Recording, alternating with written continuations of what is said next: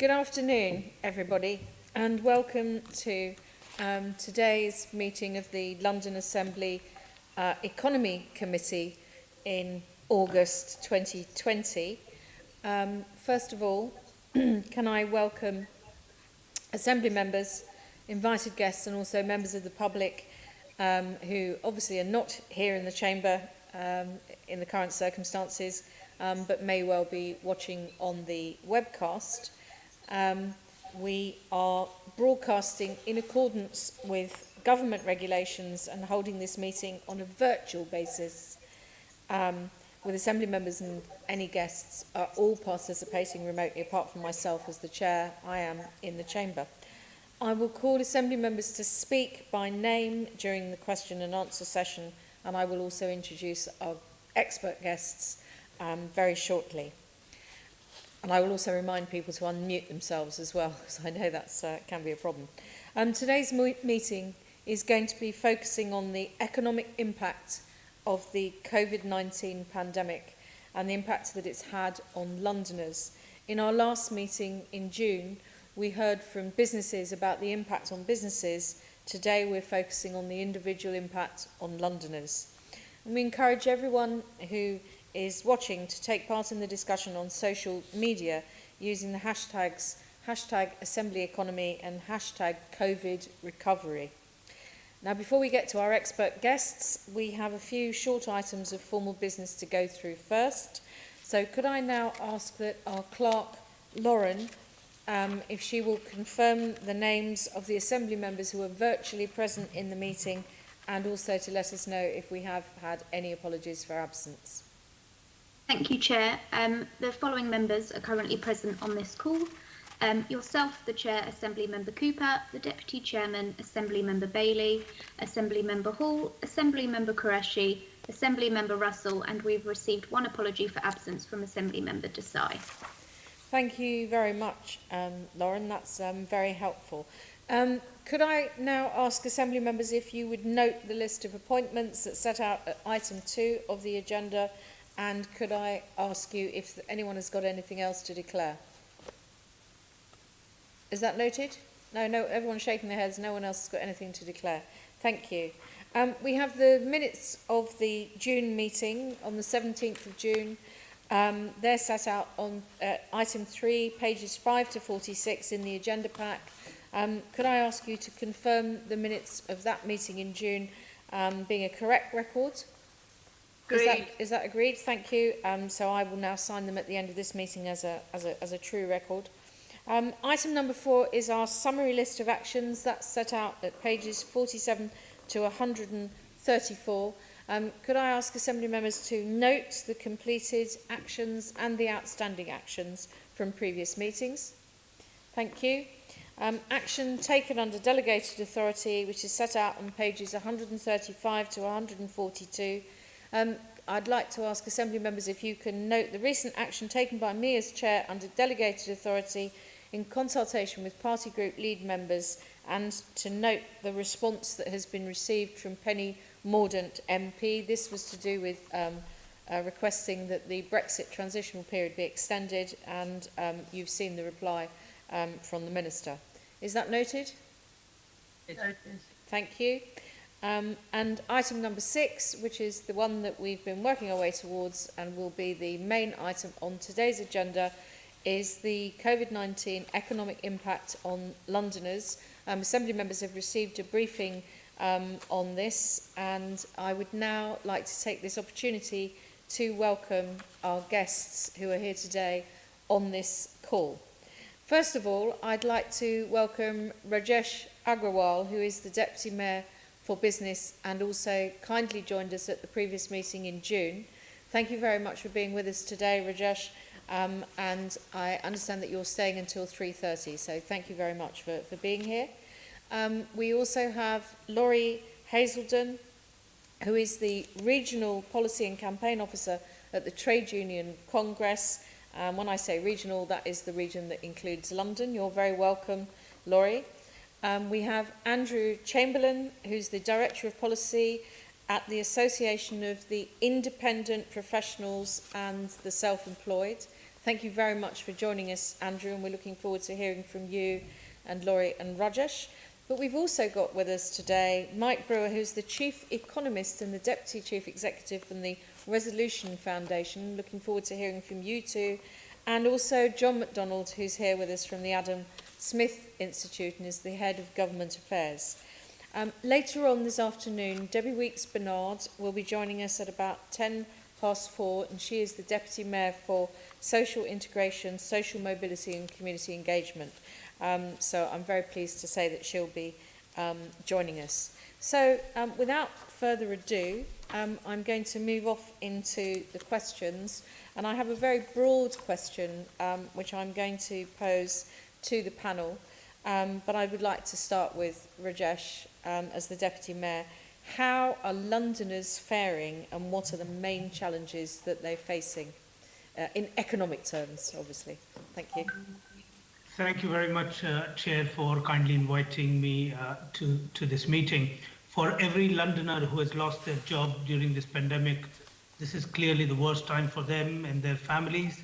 Overall, the rate of employment in the capital remains high, and the unemployment remains low. This suggests that the government's unprecedented wage support package has so far helped to keep many Londoners in work during the pandemic. However, there are also worrying signs that ongoing support is still needed. From March to May this year, the employment rate in London fell by 1.1 percentage point on the previous quarter. In those same months, the capital's unemployment rate rose by 0.6 percentage points. These are the worst quarterly results in over 9 years. And women have been most adversely impacted by the fall in employment and the rise in unemployment. And worryingly, 8 of the top 10 areas of the most furloughed workers have higher than average BME populations. So it's very clear that this pandemic economic impact is worse on BME populations and on women. So our best forecast now suggests that a slower, more U-shaped recovery in which employment is unlikely to have recovered to the pre-crisis level before the end of 2022. The Mayor has also repeatedly said that this crisis will require long-term economic intervention from the government on an unprecedented scale. New figures that have been released by HMRC show that additional 216,700 furloughed employees in June for London. This brings the total number of furloughed employment in London to just under 1.3 million, that is 1.29 million in the capital. There was also a further 51,000 increase in the number of people claiming for the government self-employed scheme in June, which is more than any other region in the country. The figures show that that it is the most deprived areas of London. If you look at West Ham, Feltham and Heston, East Ham and Brent Central, that saw the largest increases in furloughed workers last month and the biggest rises in unemployment in recent months. There is clearly a very high risk that as the job retention scheme ends and the workers come off furlough, businesses in those industries which will continue to be affected by social distancing, like hospitality, retail, tourism and creative industries, will not be able to afford to keep these people on. Last week, the Mayor urged ministers to maintain the government's furlough scheme for employers in sectors such as retail, culture and hospitality. We also continue to raise with government that between a quarter and a third of London's 869,000 self-employed remain excluded from income support. It is far better that the government intervene more now than we see a sudden surge in unemployment and the devastating poverty and homelessness that this could cause. Well, thanks very much for that. That's quite a devastating impact, which is, I think, probably no surprise to any members of the committee. Can I just see if any of the other guests would like to add anything to what Rajesh has just said as a first set of comments. Is that Andrew I can see waving? Andrew, if you want to unmute yourself, thank you.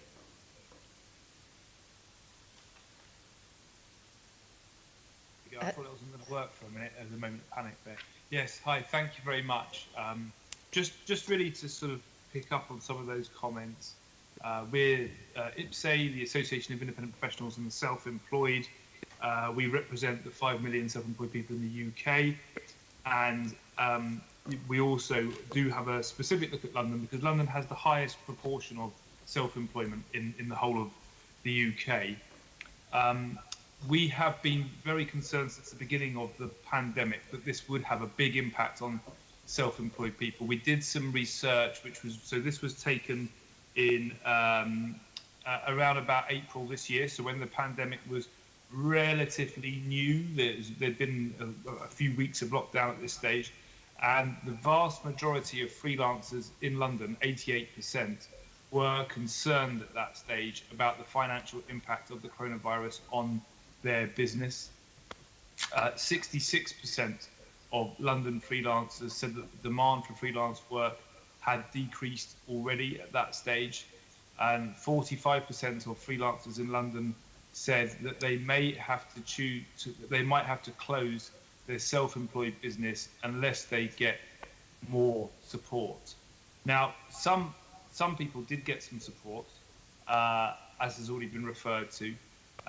The schemes which the government announced, particularly the self-employed income support scheme, was really helpful. IPSE actually petitioned for a scheme. We set up a petition along with the Creative Industries Federation, a sector very badly affected by the pandemic. And this was just before the SAYE scheme was announced. And we got about 200,000 signatures very quickly to that. So there was clearly a huge demand for this.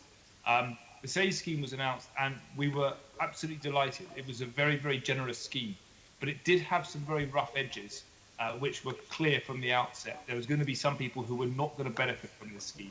It was good if you fell into it, but if you fell outside of it, it would not be very helpful. And we have been campaigning since then to try and get more people included within that, or something else set up for some of those other people. But my final quick point, if I may, the one particular group that we're concerned about is the people who run their own limited company.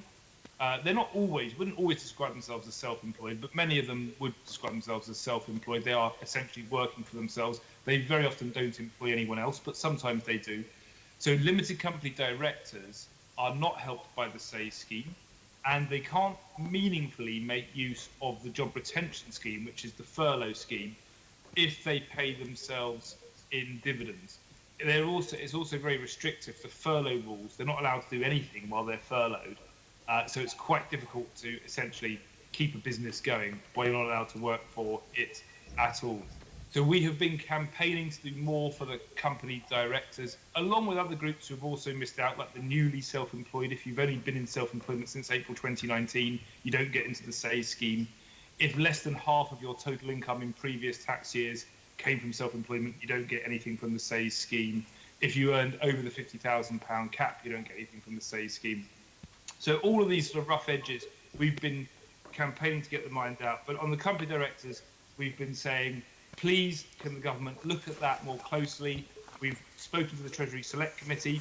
They actually... Andrew, I don't like to interrupt you, but we are going to come back to talk about furloughed and the situation with the self-employed a bit later on as well. This is just sort of some introductory thoughts the beginning. I don't want to stop your flow because that was some very, and the statistics from your survey was very interesting. I've also seen that Laurie would like to come in though. So Laurie, if you would like to turn on your camera and speak, and then hopefully you'll pop up and we'll be able to see you on the Teams tiles. Can you hear me, Chair? Yes, I can hear you. Good. Now. My camera is... I'll turn it off and turn it on again.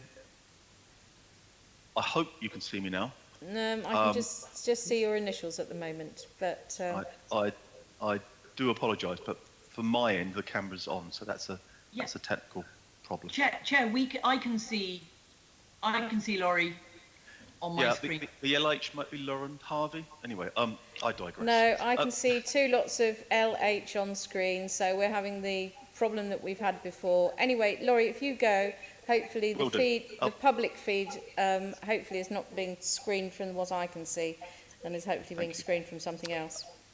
Okay. So a very quick review of the issues. Obviously, we're nowhere near the end of this. This might be the end of the beginning, but it's nowhere near the end. And we're at that moment where there's a return to the workplace, and the TUC is very keen to have a safe return, COVID-safe return to the workplace for everyone. Because getting it wrong, it doesn't need many employers to get it wrong.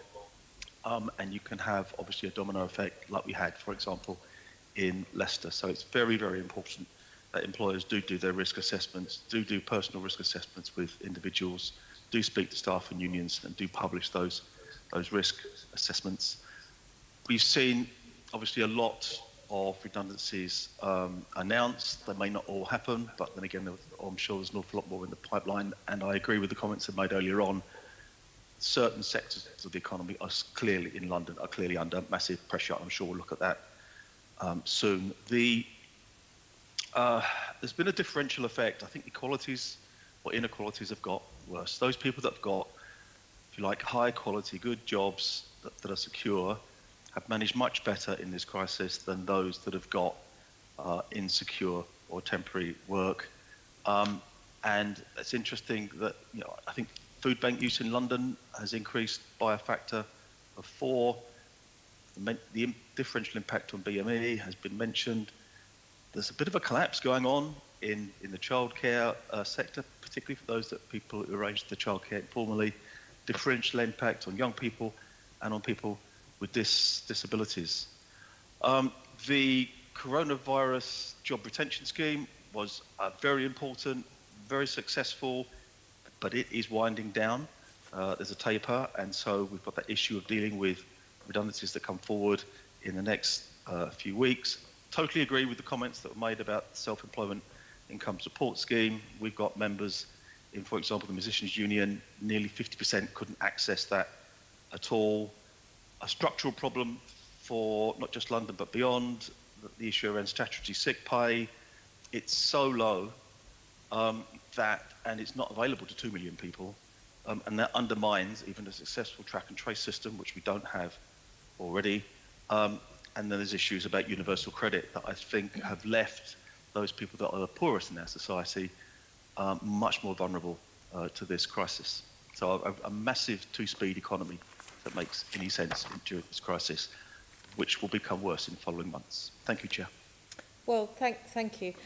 Which brings me on to my next question, which I'd like to put to you, Rajesh, which is really about the projections that the GLA might now have in terms of the possible long-term impacts of the pandemic on London's labour market, given the what the guests have been saying and what you were saying earlier. What do we think that the possible long-term impacts might be? So the GLA Economics, London's Economic Outlook, they published an economic scenario on the 15th of June, but since then it has been updated in July as more and more data becomes available. So if you look at the July scenarios, it notes that the London's GVA, that is gross value added, growth rate could be minus 13.3% this year due to the current crisis. The growth rate is then expected to rebound to only 8.7% in 2021 before returning to more normal figures in 2022, which is a sort of 4.5%. So in line with the GVA, London is projected in this central scenario to see a large fall in the number of workforce jobs in 2020, with quarterly growth resuming in 2021. Although annual growth over the course of the year remains negative before picking up in 2022. So London's household income and expenditure are both projected to decrease notably in this year in 2020 before starting to grow again in 21 and then in 22. The GLA Economics has also produced an upside and downside scenario based on the OBR. But so what I've talked about just now is the sort of central scenario. And I mean, some of the numbers around employment and unemployment are extraordinarily stark. And as the sort of furlough schemes wind down, the unemployment numbers are likely to go up quite significantly. Like I said earlier, women, 60% of all the jobs that will be lost will be women. So women are more disproportionately affected by the current crisis in terms of the jobs, and also on the sort of BME as well. So 8 of the top 10 areas with the most furloughed workers have got higher than average BME population.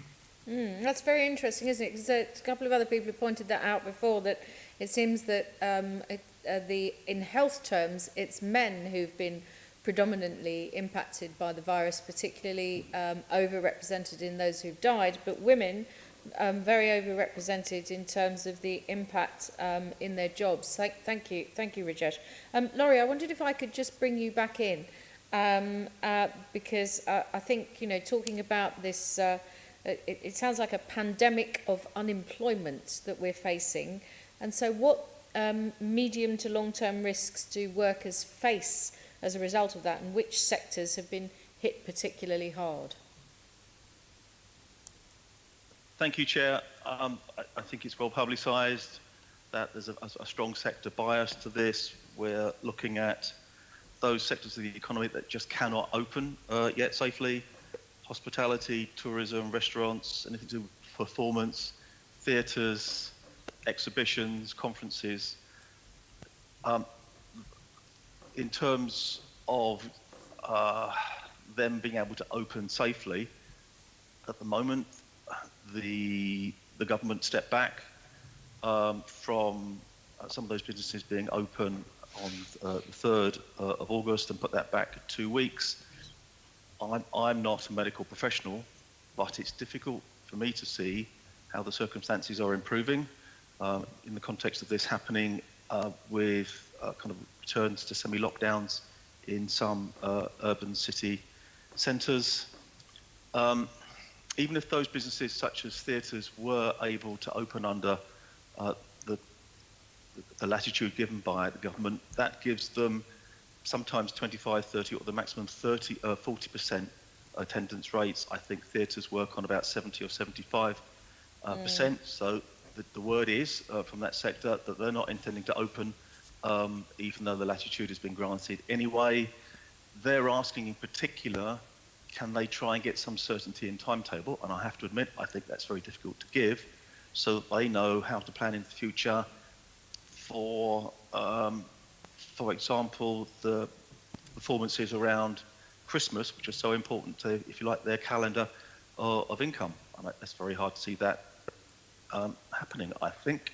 So sadly, with the projections given by the GLA, the central, the less bad, and the downside, from the anecdotal evidence from on the ground from the sectors that we speak to that are most affected, I think we concur more with the downside projection, which obviously leads to a higher level of unemployment and a slower recovery, with perhaps the peak of unemployment being in the first quarter of next year. Again, I make the point, it's a very differential impact across different sectors, and it's a very differential impact across occupations and skill levels. For those people that have been able to work from home, I think the economy, particularly in London, has been surprisingly robust. And some positives can even come out of the new working arrangements. But for those people who are on the less secure end of the labour market, 0-hour contracts, insecure work, perhaps work on outsourcing in larger companies, they are really struggling in terms of employment and their income level. Thank you, Chair. Thank you. And I think for those of us who know the context in which staff work in London, I mean, there's sometimes quite a lot of talk about levelling up, and I know that for people who live outside of London, it seems very unfair that people get paid so much more in London, but then we know that the cost of travel, the cost of renting, the cost of buying, the cost of food actually in some cases in supermarkets, because the rent that they pay for the building puts an additional premium onto the cost of what you're purchasing just to keep body and soul together. I think that's all very difficult. And I just wondered if I could come back to Andrew again to, you started setting out the impact on London's self-employed and freelance workforce. What percentage would you now say, I mean, you may not be able to completely nail this down, but you did your survey in April, but since then, obviously, we're now into August. What percentage of London's self-employed and freelance workforce would you say is now unemployed? And also, how many of them will be over the coming months continuing to be unable to access benefits, other than presumably universal credit in some instances? Yes. Well, couple of things in there. So we actually have, we do a quarterly survey. It's called our Freelancer Confidence Index. And we ask the same questions every quarter. And it's all about how you're feeling about the prospects for your business and the prospects for the economy as a whole. So it's a confidence index, as the name would suggest. But we also tack on some relevant topical questions. And at the moment, of course, it's all very much coronavirus related. So the stats that I read out earlier were from that last one, which was the survey that took place, which was assessing Q1. We actually have got the raw data back for Q2, but we haven't had a chance to analyse it yet. But what I can tell you is that it's clear there's going to be a significant reduction in income for this second quarter. In fact, it looks as if it's going to be by far, we've been doing the FCI now for 6 years. It looks like this is going to be the largest one-off dip in income. So it's clear that many people aren't working at all, or if they are working, they're doing less work than they would have expected to do at this time of year. Thinking about then the sort of public policy response to all of this, and you're absolutely right. There is the SAYS scheme, and there is also the job retention scheme, but the job retention scheme doesn't work terribly well for company directors. The SAYS scheme is only going to help sole traders, not those who run their own company, and there are problems with that. And then if you fall outside of that, then you could either go into the UC scheme, but there are barriers to that. So, for example, if your partner has income coming in, that will impact whether you can get UC or whether and how much you will get if you can get some, as will the fact if you might have some savings. So not everyone can access UC. And I think that for the remainder, there is a push towards borrowing. So we've had the bounce back loans in particular, which many of our members have taken out. And I think that there were some good things about the bounce back loans, especially when they first were announced. They were quite easy to get. And people found that it wasn't too administratively burdensome. They didn't have to wait too long. Anecdotally, I believe that those people who waited for a few weeks before applying for a bounce back loan have found it harder. They basically bumped further down the queue, and they have waited for longer. So there's been delays in getting that money out to them. But then you have the other question of, and although they are on competitive terms or advantageous terms in terms of there's 0% interest for the first 12 months and then there's a 6-year period to pay it back, you do wonder whether it's right that people should be encouraged to borrow at this time when, in fact, for their business, they can't really see light at the end of the tunnel at the moment. It's not clear that they're going to be able to get back to work, particularly, as we've just heard, in certain sectors. And the events and hospitality sector, which we all know has been so desperately badly impacted by all of this, actually, there's a lot of self-employed people that work in those sectors. So it's a bit of a sort of a double whammy there. So those are the sorts of issues that we've seen. And as I've said before, we've been campaigning to try to broaden out the schemes that we have now. So if you had to say what the major risks were for people who are self-employed in the short to medium term, what would you characterise? So just not being able to get any employment at all, not being able to get back into doing the things that they did before, taking out the loans and needing to then repay them, What would you see as sort of the short and medium A term? couple of things that we're really worried about right now are the debt and mental health. There is, anecdotally, and we're trying to do a bit more research on this to try and get a handle on this, it feels as if there could be a sort of mental health crisis looming in the background of all of this. For many self-employed people, your business is a sort of extension of yourself. And if that's not going very well, you're not going very well. And people are, so it's not just the anxiety over the household income not being there, and then perhaps getting into debt to top that up, which is desperately worrying for many people. It's also just a sense of this Self-worth. Self-worth. Self-worth, yeah. Self-worth. Indeed. I think it's the self-worth, because a lot of people do really strongly identify with the success of their business, and it sort of becomes part of their own sense of their personal self-worth and their own success, don't they? Having been self-employed myself, and you know, it certainly feels like that. So it's very closely associated. And I think somebody else mentioned the mental health issues. So I'm just going to move on and I'd like to bring in Mike Brewer from the Resolution Foundation, and also John McDonald from the Adam Smith Institute. And I'd like to pose the same question to both of you. What measures do you think are needed to help London's labour market recover? What are the measures that we need to implement going forward? And I'll start with Mike, if I may. Thank you, Chair. It's an incredibly difficult question. I mean, I might start, if I can, with the national policies, or although there may be policies that you can't influence. But as some of the previous speakers have said, the impact of the crisis is very, very different by sector, and yet central government's response has not really reflected that. It's been especially the job retention scheme has been uniform across sectors.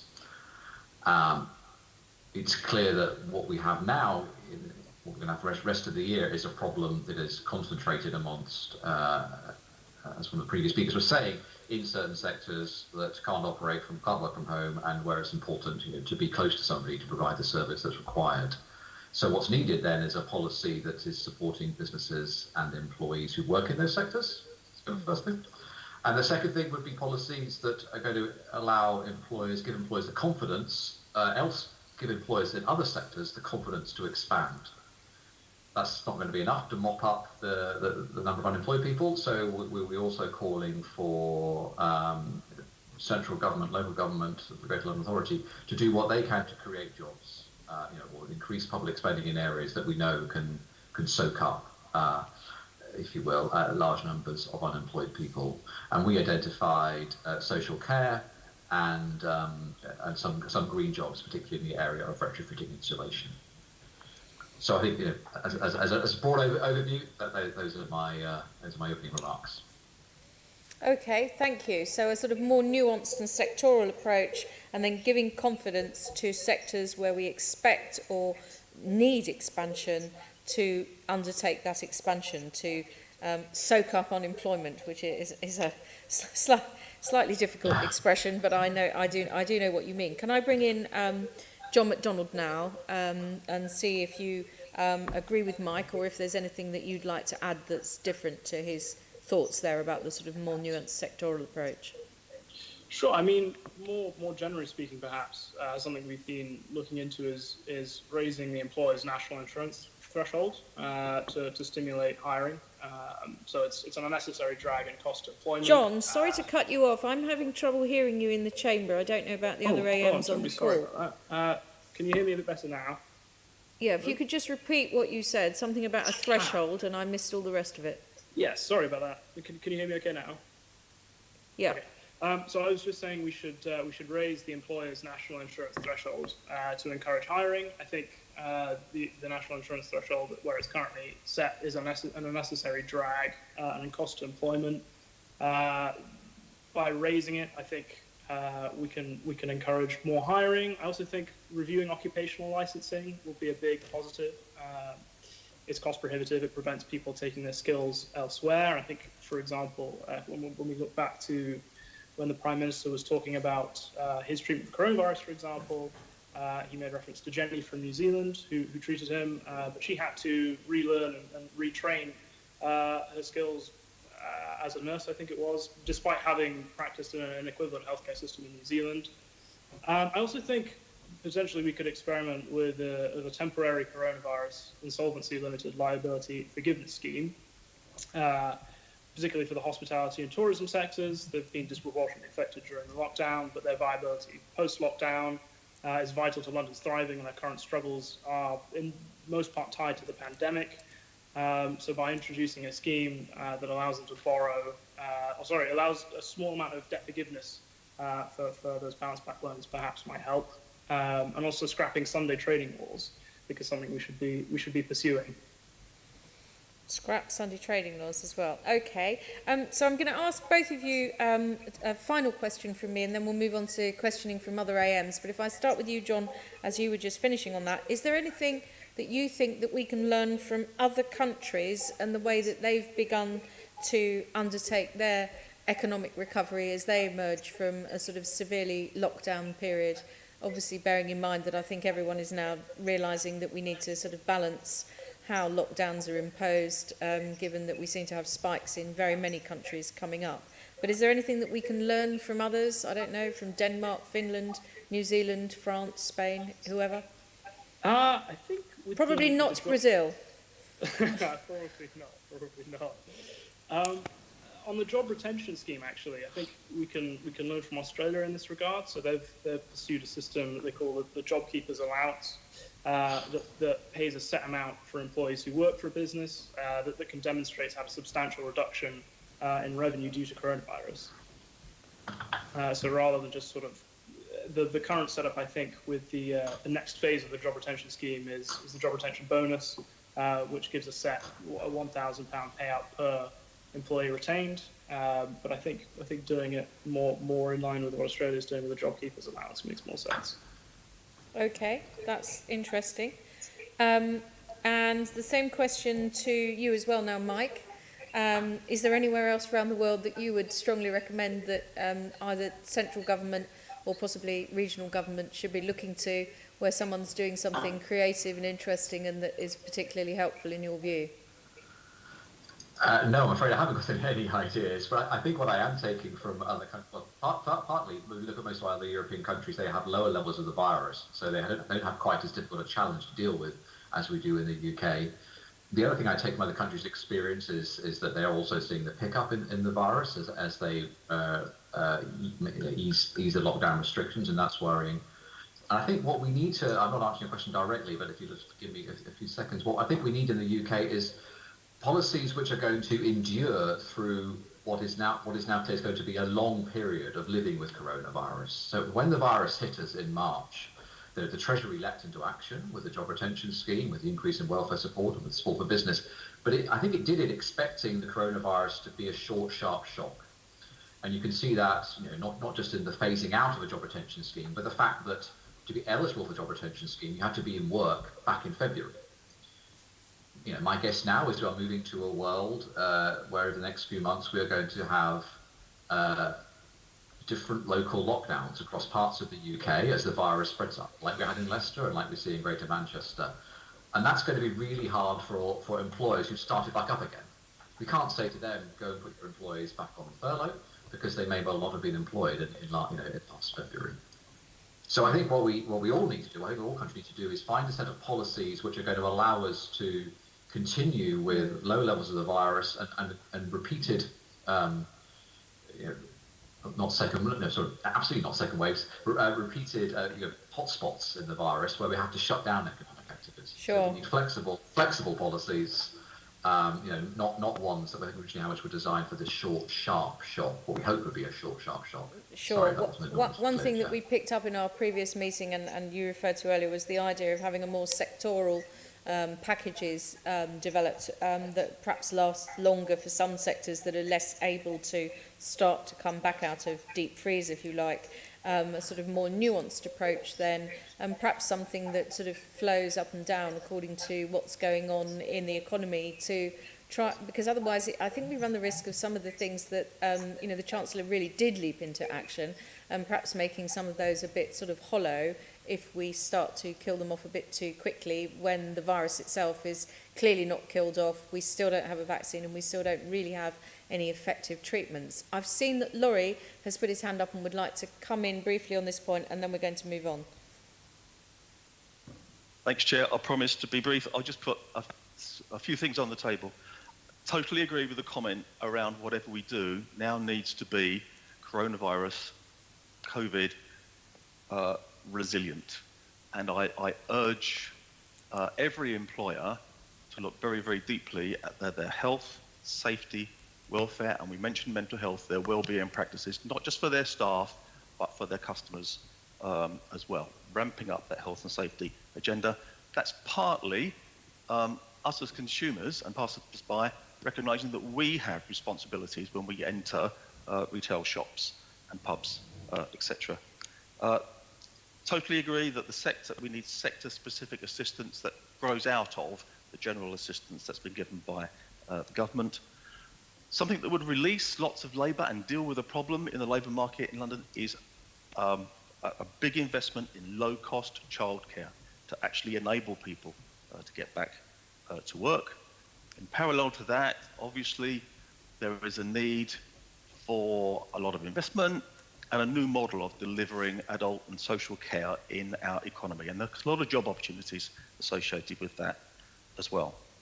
Just very quickly, I think to enable London's labour market to stay open to all Londoners, we need to ensure that TfL's budget is protected and secure. It would be catastrophic, for example, for there to be cuts in bus services that would very much affect outer London boroughs.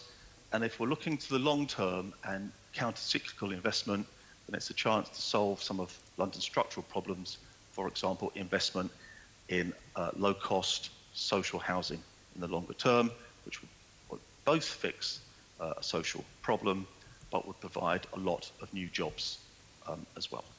Thank you, Chair.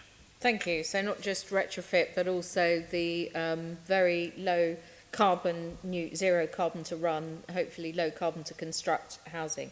That's very interesting. Just before we move on to Sean to do some questions, I just wondered if Andrew would be happy to share with us, once you've done your analysis of your raw data, I think it would be really helpful for us to be kept up to speed with what is coming out of your surveys of your IPSE members, if that would be satisfactory to IPSE to share that with us, because you know, obviously we're going to be looking at the impact on Londoners, self-employed and so on for some time to come. So if you could just nod at me and if that's something you're able to share.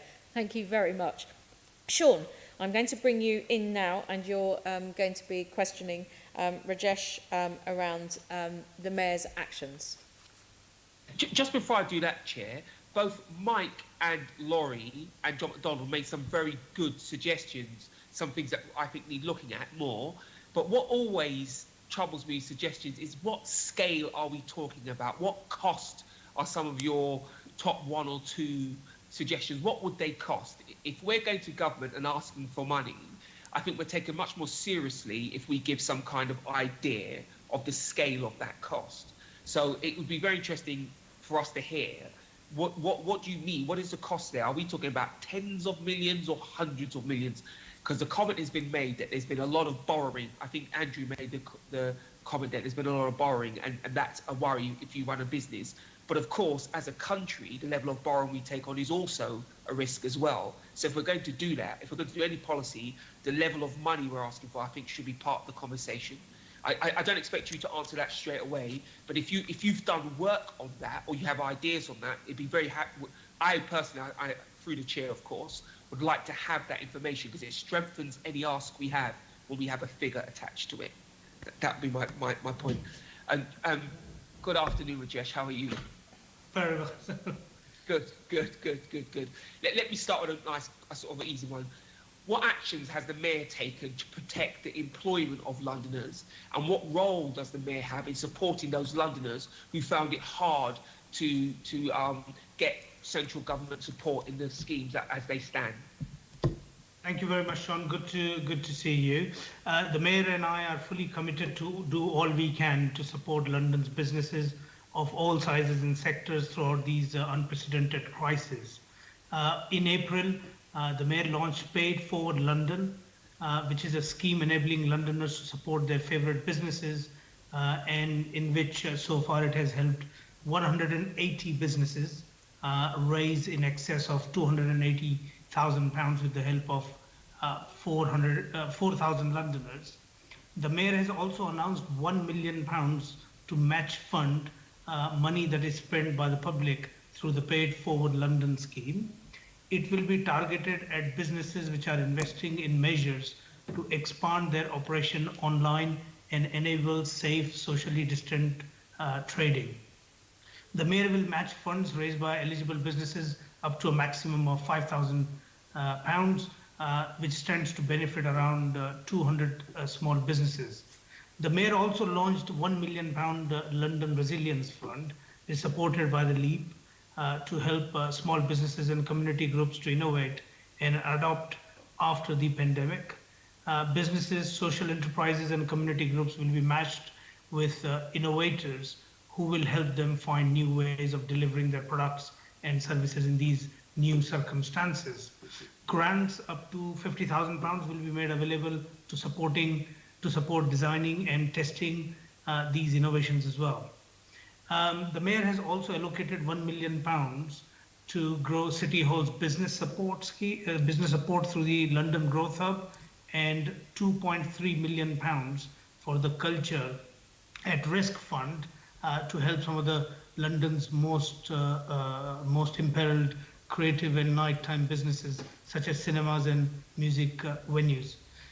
For another thing which is hugely important, I think, is what Sadiq has done by allocating £11 million to help cities' skills providers shift to online learning and training, including specific measures designed to reach Londoners who are currently less able to access online courses.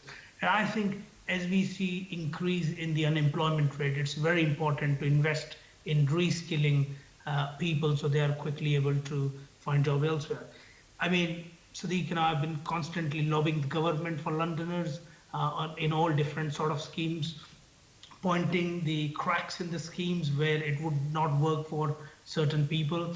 And more recently, we've been asking the government to extend the furlough scheme targeted to certain sectors which are worst affected.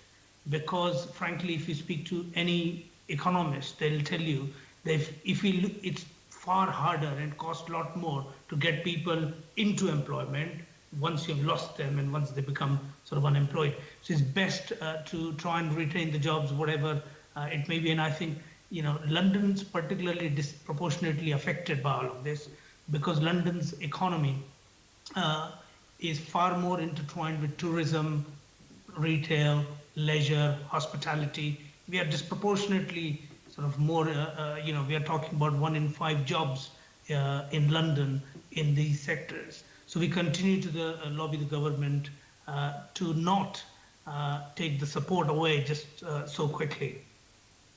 Yeah, I see. We definitely have a visitor economy in London, and there's a sectors related to that hit. But what are we doing to monitor the effectiveness of these schemes that were put in place? At the last plenary, we spoke about London's economic recovery, and we mentioned that the Good Growth Fund had only completed 3 of 109 projects. You know, we delivered. It's only delivered, 109 jobs of the 6,000 it was looking to produce. So my 2 questions are: how can you speed up the Good Growth Fund? How can you speed up its delivery? And how can we measure the impact of any of the initiatives you've spoken about? Because in order to make sure we spend the money we have properly, we need to know, and also it means we can double down on the things that are working. So what's being done to monitor the progress? What are the KPIs on these things? Well, for every scheme, it comes with its own set of KPIs. I mean, obviously, we are in a very sort of challenging, unprecedented environment, and it's quite hard to sort of predict the future. But every pound that is spent, before it's spent, a full business case is done as to what the KPIs would be, what success looks like, etc. Regarding the Good Growth Fund, one of the things is, don't forget, it comes with a lot of strings attached by the government already. And a lot of LEAP funding is more for longer term capital projects, and it comes with, which will, often takes longer to sort of get through the door, longer to implement, and the effects are long term. What we are facing right now is an immediate crisis, so we require immediate action, and not just look at things that will bear fruits in 5 years' time. But it then means that can some of those things be sped up in view of the fact that we're in unprecedented times? Isn't it incumbent on you to look again and see is there anything that could be brought forward that would be impactful right here, right now? Well, again, like I said, a lot of that money all comes in with strings attached from the government, and you could not just repurpose and use it for another thing. And that's why the mayor has been lobbying the government to make to provide more support, which is more beneficial immediately, which will have a direct immediate. So I completely concur with you that we need to look at things which can be immediately done as opposed to waiting, like this extension of furlough scheme, immediately done by the central government. Good Growth Fund is more sort of longer term infrastructural projects, which will take time. I mean, right now, if anything, what we are looking at, where the trends are going, perhaps, it will change the dynamic as people work more remotely. What will be the impact on the commercial real estate market? What will be the longer term impact on public transport, for example? I mean, all those are big questions, and all part sort of relating to the sort of infrastructure. But in short term, to keep the jobs in place, we need to support businesses, and we need to support these vulnerable Londoners. I mean, if you are, the poorer you are, the worse seems like the worst you are affected from this crisis. If you are women, if you are BME, if you are in low-income jobs, it looks like you are worse affected. So we need to protect those jobs, and that's why we sort of continue to lobby. And we also need to invest in the skills, which is what the sort of mayor has done with his £9 million. Let me ask this, Rajesh. What additional powers would allow the mayor to be more effective in his response to COVID-19, both with the current situation and any outbreak we have in the future? Because you've talked about long-term and short-term responses, and we all understand that. Of course, these things are intertwined. If you build things correctly in the first place, you're in a stronger position when you start to face any situation. So I'm asking you again, what additional powers? What would allow the mayor to be more effective in his response to COVID-19 as it's happened? Well, first of all, I think the mayor has been working alongside the M9 group of mayors, and I mean, I don't speak for the entire M9 group, but I'm sure a lot of them will agree to this, that there is more power and budgets that need to be given and more to be devolved. So, for example, the confirmation of replacement EU funding is also urgently needed. That's something that can be immediately done with the government, as the London European Regional Development Fund program is now virtually all committed to existing projects, and the European Social Fund is by and large fully sort of committed. So in March, they're all things that are happening. I'm asking about what powers. What could the mayor do? What could the mayor be given besides money? We all know that we want more budget. Of course, London wants more budget. But is there any other power that you could be given to help you respond in the situation yourself and the mayor? Well, again, I mean, more support, and like I said, I mean, some of these things can be directly sort of done to support the business. But what I would like to see is also the government working more closely in involving the mayor, who's been democratically elected by Londoners, in some of the sort of decision making which relates to London. And it's about being more supportive. And ability to sort of utilize sort of more powers. And we are in a crisis situation. We all need to work closely rather than sort of playing politics. And if we are going to talk about playing politics, our Sadiq Khan is particularly good at that. Can we please stay focused on the Economy Committee meeting, please, Sean, and not waste time commenting on the mayor, because he's not with us today. I'm responding to the deputy mayor. Let's move on. It's not a private conversation, by the way. Oh, well, sorry for that, Chair. I'm sorry you feel like you're not involved. Please do leap in at any time. What feedback or engagement had the Mayor had from Hardly business what I'm groups saying. regarding the funds that he's provided, additional funds he's provided to support employment, etc. in London? What feedback have you had? Well, the feedback is, I mean, obviously the business, it has helped save many businesses, many jobs. I'll give you an example. I mean, there are many. So, for example, the Pay It Forward London scheme, which is a crowdfunding platform where Londoners can go or businesses can go and sign up and then market it to their customer base. Their customers can then purchase vouchers, which can be used in the future. Many businesses been helped. So one example I think of is the Hackney Theatre, which has raised significant amounts of money, and as a result of which it has been able to save a lot of jobs. So a lot of businesses are suffering because there's no, a lot of businesses fail, not necessarily because there's a structural problem in the business, but because they've run out of cash in these difficult times. So that's why that direct injection of cash is very helpful. So which is what sort of Pay It Forward London does. So the feedback is, when I speak to businesses all day long, all the time, the feedback is that a lot of their ask from us is actually to lobby the government, not to take, for example, if you talk about the targeted furlough scheme extension, particularly for central London. I mean, central London is, in inner London, about 2/3 of all jobs in London are in inner London, 2/3, quite significant, huge numbers. And those businesses are suffering. So a lot of their asks are for us to lobby the government on such as extension of furlough schemes.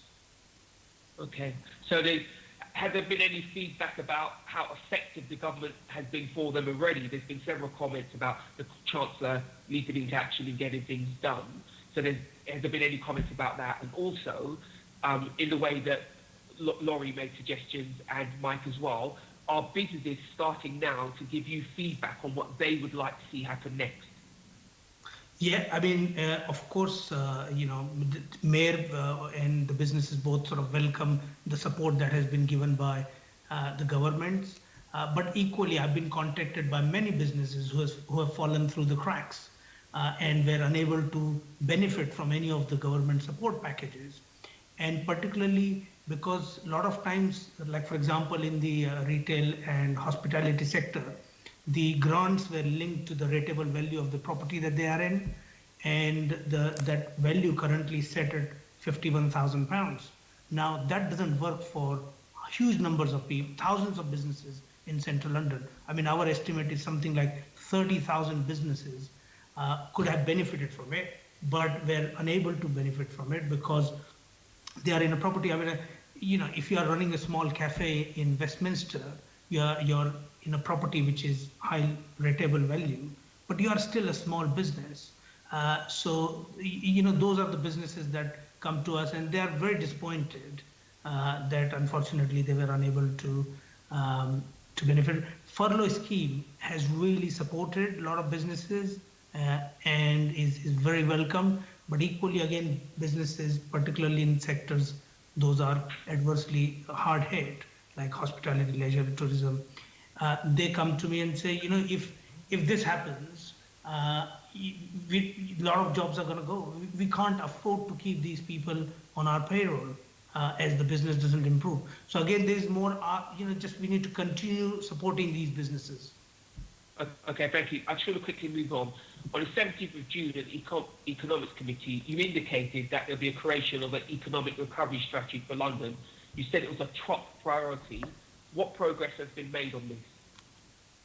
So again, there are two boards that have been essentially created. One is the London Transition Board, and the other one is the London Recovery Board. And I'm glad the Mayor has been working with the government very well on that. So the London Transition Board is more sort of shorter term, looking at reopening the economy. We expect perhaps it will carry on till end of the year. It's co-chaired by the Mayor and Robert Gendricks, the Secretary of State, for local government, and the recovery board, which is more longer term, is co-chaired by Sadiq and the chair of London councils. So it's a great coalition of different stakeholders. So it's not just the sort of something which is done from City Hall. Of course, it's sort of, but there are a lot of different people involved. And what they are looking to do is essentially reverse the pattern of rising unemployment and lost economic growth that is being caused by the coronavirus. Support communities, including those who are most severely impacted by the virus. Young people, keeping them safe, and again, young people are disproportionately impacted by this. Narrow social, economic and health inequalities, and above all, I mean, deliver a cleaner and greener. Those goals are many goals. I'm sure we can agree with goals. What I'm specifically asking is, where's the strategy? When is it coming? So I mean, they've been working with businesses, and things are being discussed, etc. This is, like I said, this is more sort of longer term. They've already identified missions, various missions, because it would be a sort of missions-based approach. I mean, that's why I suggest, talking to my colleague, Deputy Mayor for Planning, Regeneration and Skills, Jules Pipe, is quite actively involved and co-chairs the subgroup along with Georgina Gold of. Sorry, Deputy Mayor, let me move on in interest of time. So as it stands, there is no delivery date on this plan, and that would be very useful for us as a committee, because obviously we'd like to scrutinise that, and it means you could ask specific questions such as, to what extent will youth unemployment need to be a feature of London's economic recovery?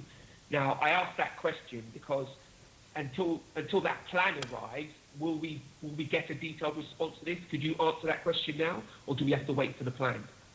Well, again, like I said, I mean, I'm very happy to Jules Pipe to it would be a better person to answer that. But what I can say is their missions have been clearly identified. So, number one is skills and employment.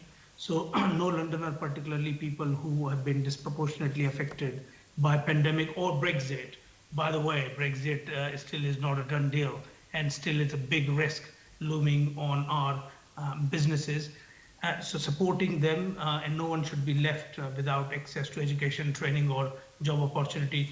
So jobs, really, I mean, employment and skills are very important.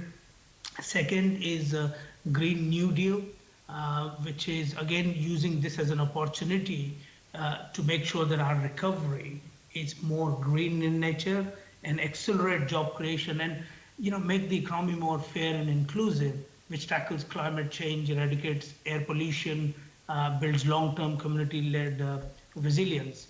And then high streets and town centers. I mean, one interesting thing that we have seen recently is some people around the world call it a 15-minute city, where people are spending more time and more money locally.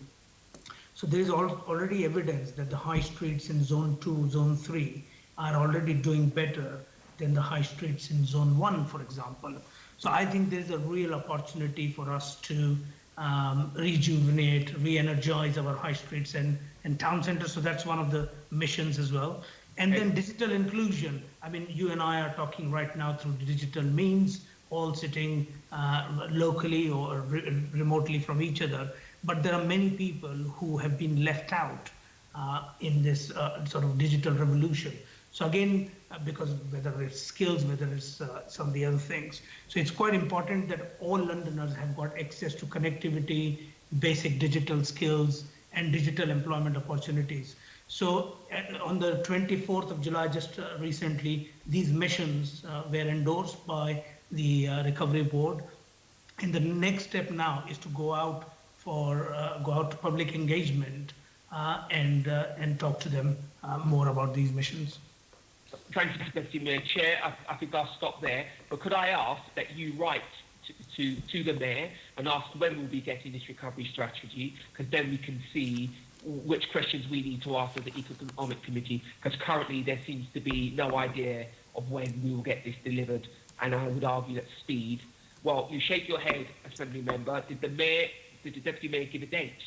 Or any indication of a date? Because if he did, I'll quite happily hear it, but I didn't hear it. Assembly Member Bailey, sorry, just Caroline Russell, Assembly Member. The Recovery Board minutes are all available to us. I mean, it's not as if this is unavailable information. Excuse me, I asked specifically because the Deputy Mayor said a strategy will be released, so I just asked him when his strategy that he announced be released. I haven't heard a date or an indication of a date, so I'm merely asking, can someone follow up on that? Well, Because I think, if you don't mind, Assembly Member Bailey, we've heard from Deputy Mayor Rajesh Agrawal, and he's mentioned Deputy Mayor Jules Pipe a few times, and there's a lot of work that's going on between the different deputy mayors, and I think the person who is holding the whole of the piece around developing the economic strategy and I think the industrial strategy is Nick Bowes. So I think we could usefully write after the meeting to find out when the economic recovery strategy is going to emerge, but it's obviously being consulted on and discussed with the businesses and the other bodies who are represented, which includes the TUC, London councils and so on and so forth, both on the London Recovery Board, but then sitting below the London Recovery Board, we've also got the Economic Recovery Task Force, which contains other people as well. There is this quite complicated structure, and so I suspect it would be quite difficult for the Deputy Mayor, who's not sitting on all of these bodies, to know exactly when they're going to have finalised the documents. So I think we will pursue that, but in the meantime, I'm now going to move on to Susan Hall, Assembly Member Susan Hall, who's going to ask some questions of Andrew Chamberlain, Laurie Hazelden, and then probably also the final question to the Deputy Mayor Rajesh Agrawal before he has to leave. Susan Hall. Yes, thank you. Before I start that, Rajesh, if I may just go back to a couple of things that emerged from earlier questions. You were talking about match funding, which is interesting. How much money has been put aside for this match funding? £1 million. £1 million. And where is that coming from? Which budget? So bear with me 1 second. I suspect it's coming from the LEAP budget. Can you confirm that? I can confirm. I can always get back to you on this. And Yeah, can we confirm that afterwards? We know that all of the money, I believe, is being repurposed from other activities, so I don't think there's any new money. Do you want to continue, Assembly Member Hall? Well, I was rather asking the Deputy Mayor, Chairman, if he knew where it was coming from, and I wanted clarity on that. We must know where our money is coming from before we pledge to give it to other people, but thank you for interrupting. Well, it's supporting businesses when you say other people. I mean, we are supporting Londoners and businesses. I get that, but being the chair of the Budget and Performance Committee, I'm interested to know where these funds are coming from, to ensure that they're coming from the right direction and that you're not over-promising, because that wouldn't be very good, would it, Deputy Mayor? Right, a question please to Andrew Chamberlain. What would you like to see in the Mayor's economics recovery strategy? Not that we, of course, have the strategy or know where the strategy is going to come. So a lot of our work is focused on the national policy response to this. It's very hard for me to sort of disaggregate that and think about how it could just impact London. So if I may, would you mind if I just took a minute just to outline just a couple of quick things? I promise it'll be quick. If it's quick, because we're really running over now, I think the chair will agree with that. We would like to see the self-employed income support scheme extended into October to be equal to the job retention scheme. And then further to what Mike from the Resolution Foundation was talking about, we would like to see those schemes then adapted to become more long-term and much more flexible so that they can go on for longer and really target those that need it the most. And finally, what we would like to see is the IR35 in the private sector policy to be reversed. That is going to be a work killer for many self-employed people who will be looking to return to work next April as we recover. That is going to be very difficult for them at a time where and those limited company directors have not been supported throughout this process, and they're going to be hit by that. So that's something else we'd like to see change. Thank you. Okay, if we concentrated purely on the mayor, is there anything the mayor specifically could do? I don't think that I'm able to really understand quite what the mayor could do in this space. I mean, I can perhaps take that away and come back to you on that one. We do see this as a national problem, and so all of our lobbying has been focused on that at the moment.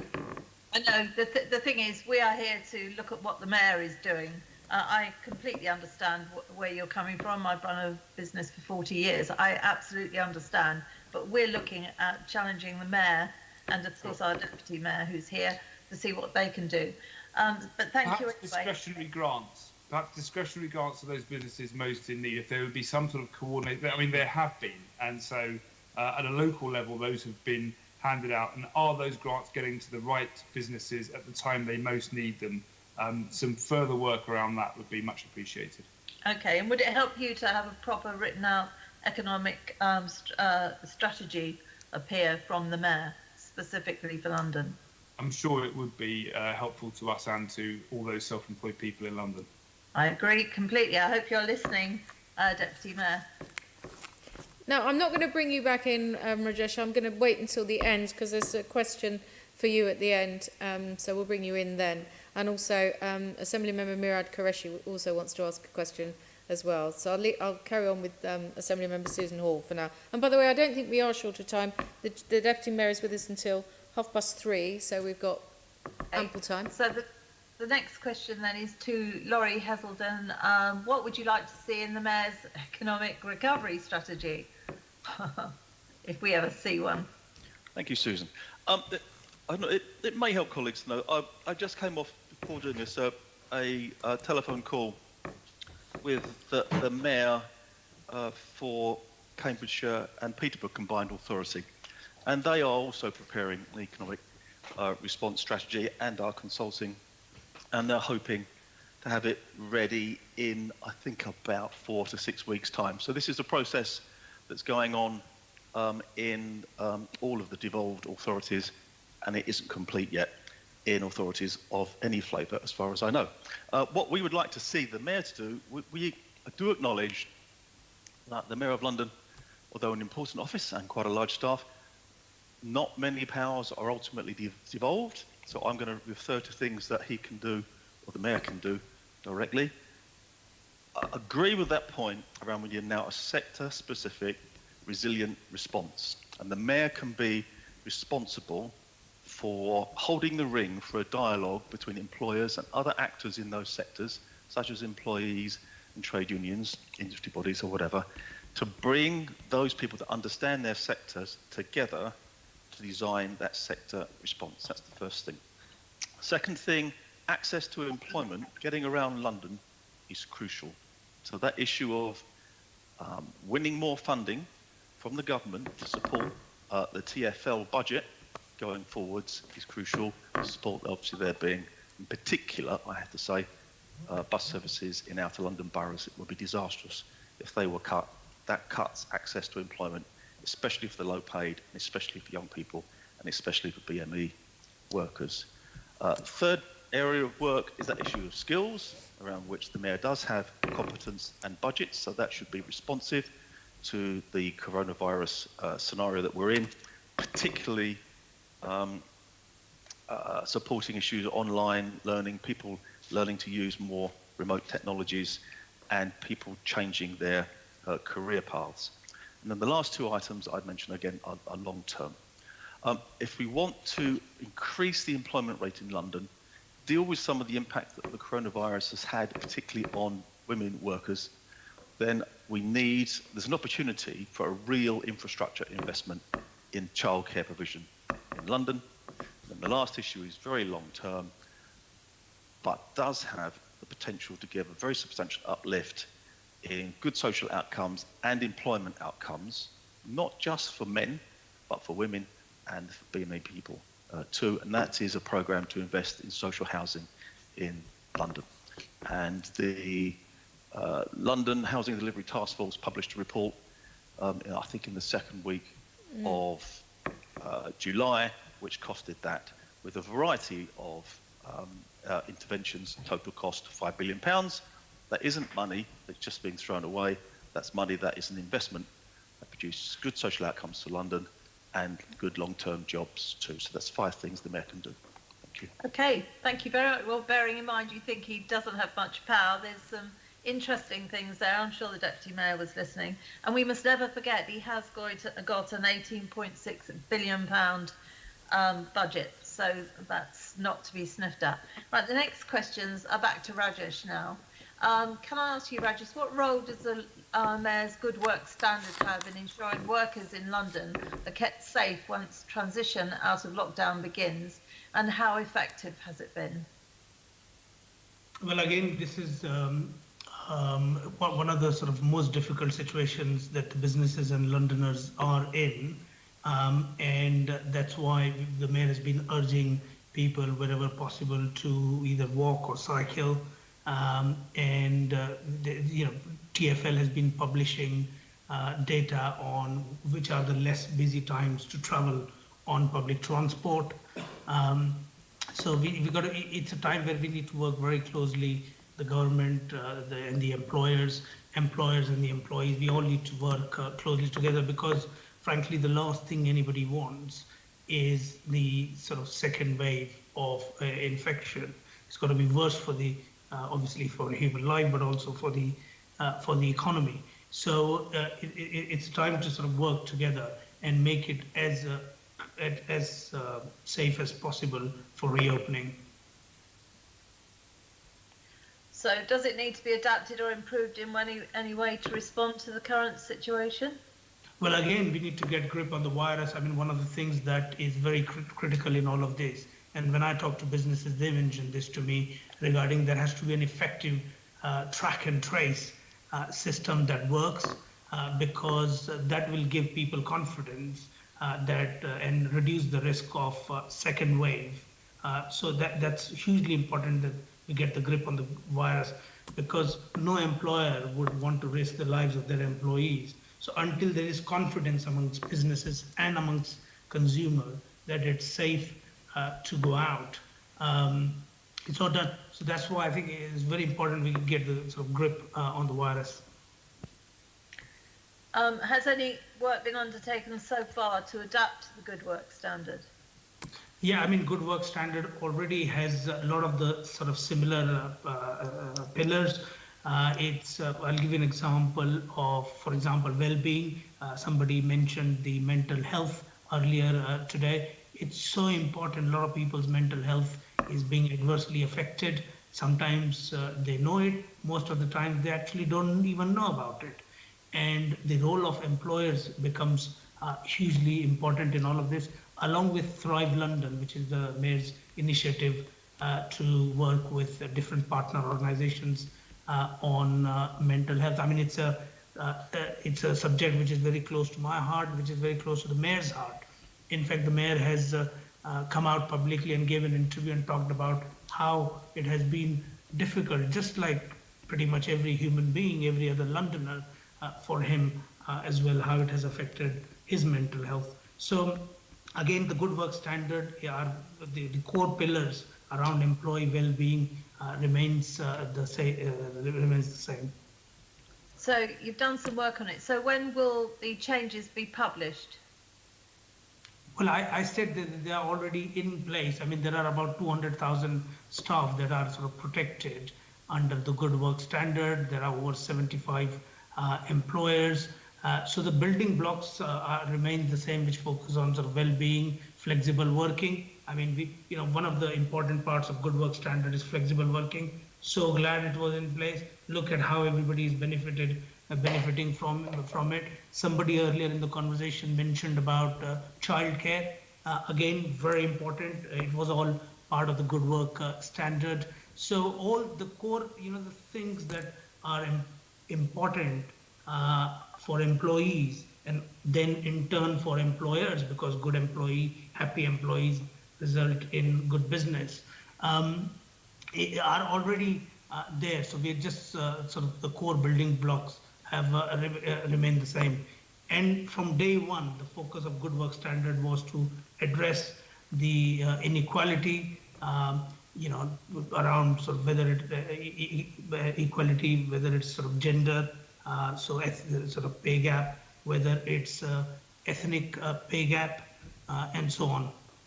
So how are you supporting Londoners, many more Londoners that are working from home at the moment? Well, again, so for example, a lot of people who are working from home, and I know a lot of my colleagues as well, especially the younger ones, may not have the right infrastructure in terms of working from home. They might be in a small flat with flatmates, and they're probably living in the same room and working from the same room, and it's quite tough for them. And that's why sort of mental health, particularly in Thrive London, via Thrive London, there's work that has been done. In fact, GLA staff well-being network, I'm the mayoral sponsor for that, and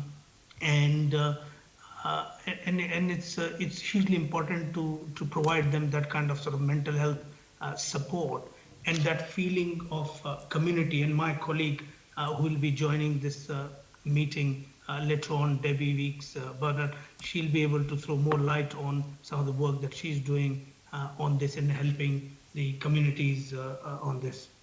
So just to go back then, so you're making changes to this.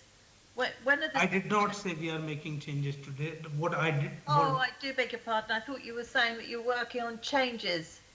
And that's No. asking you whether you've published the changes.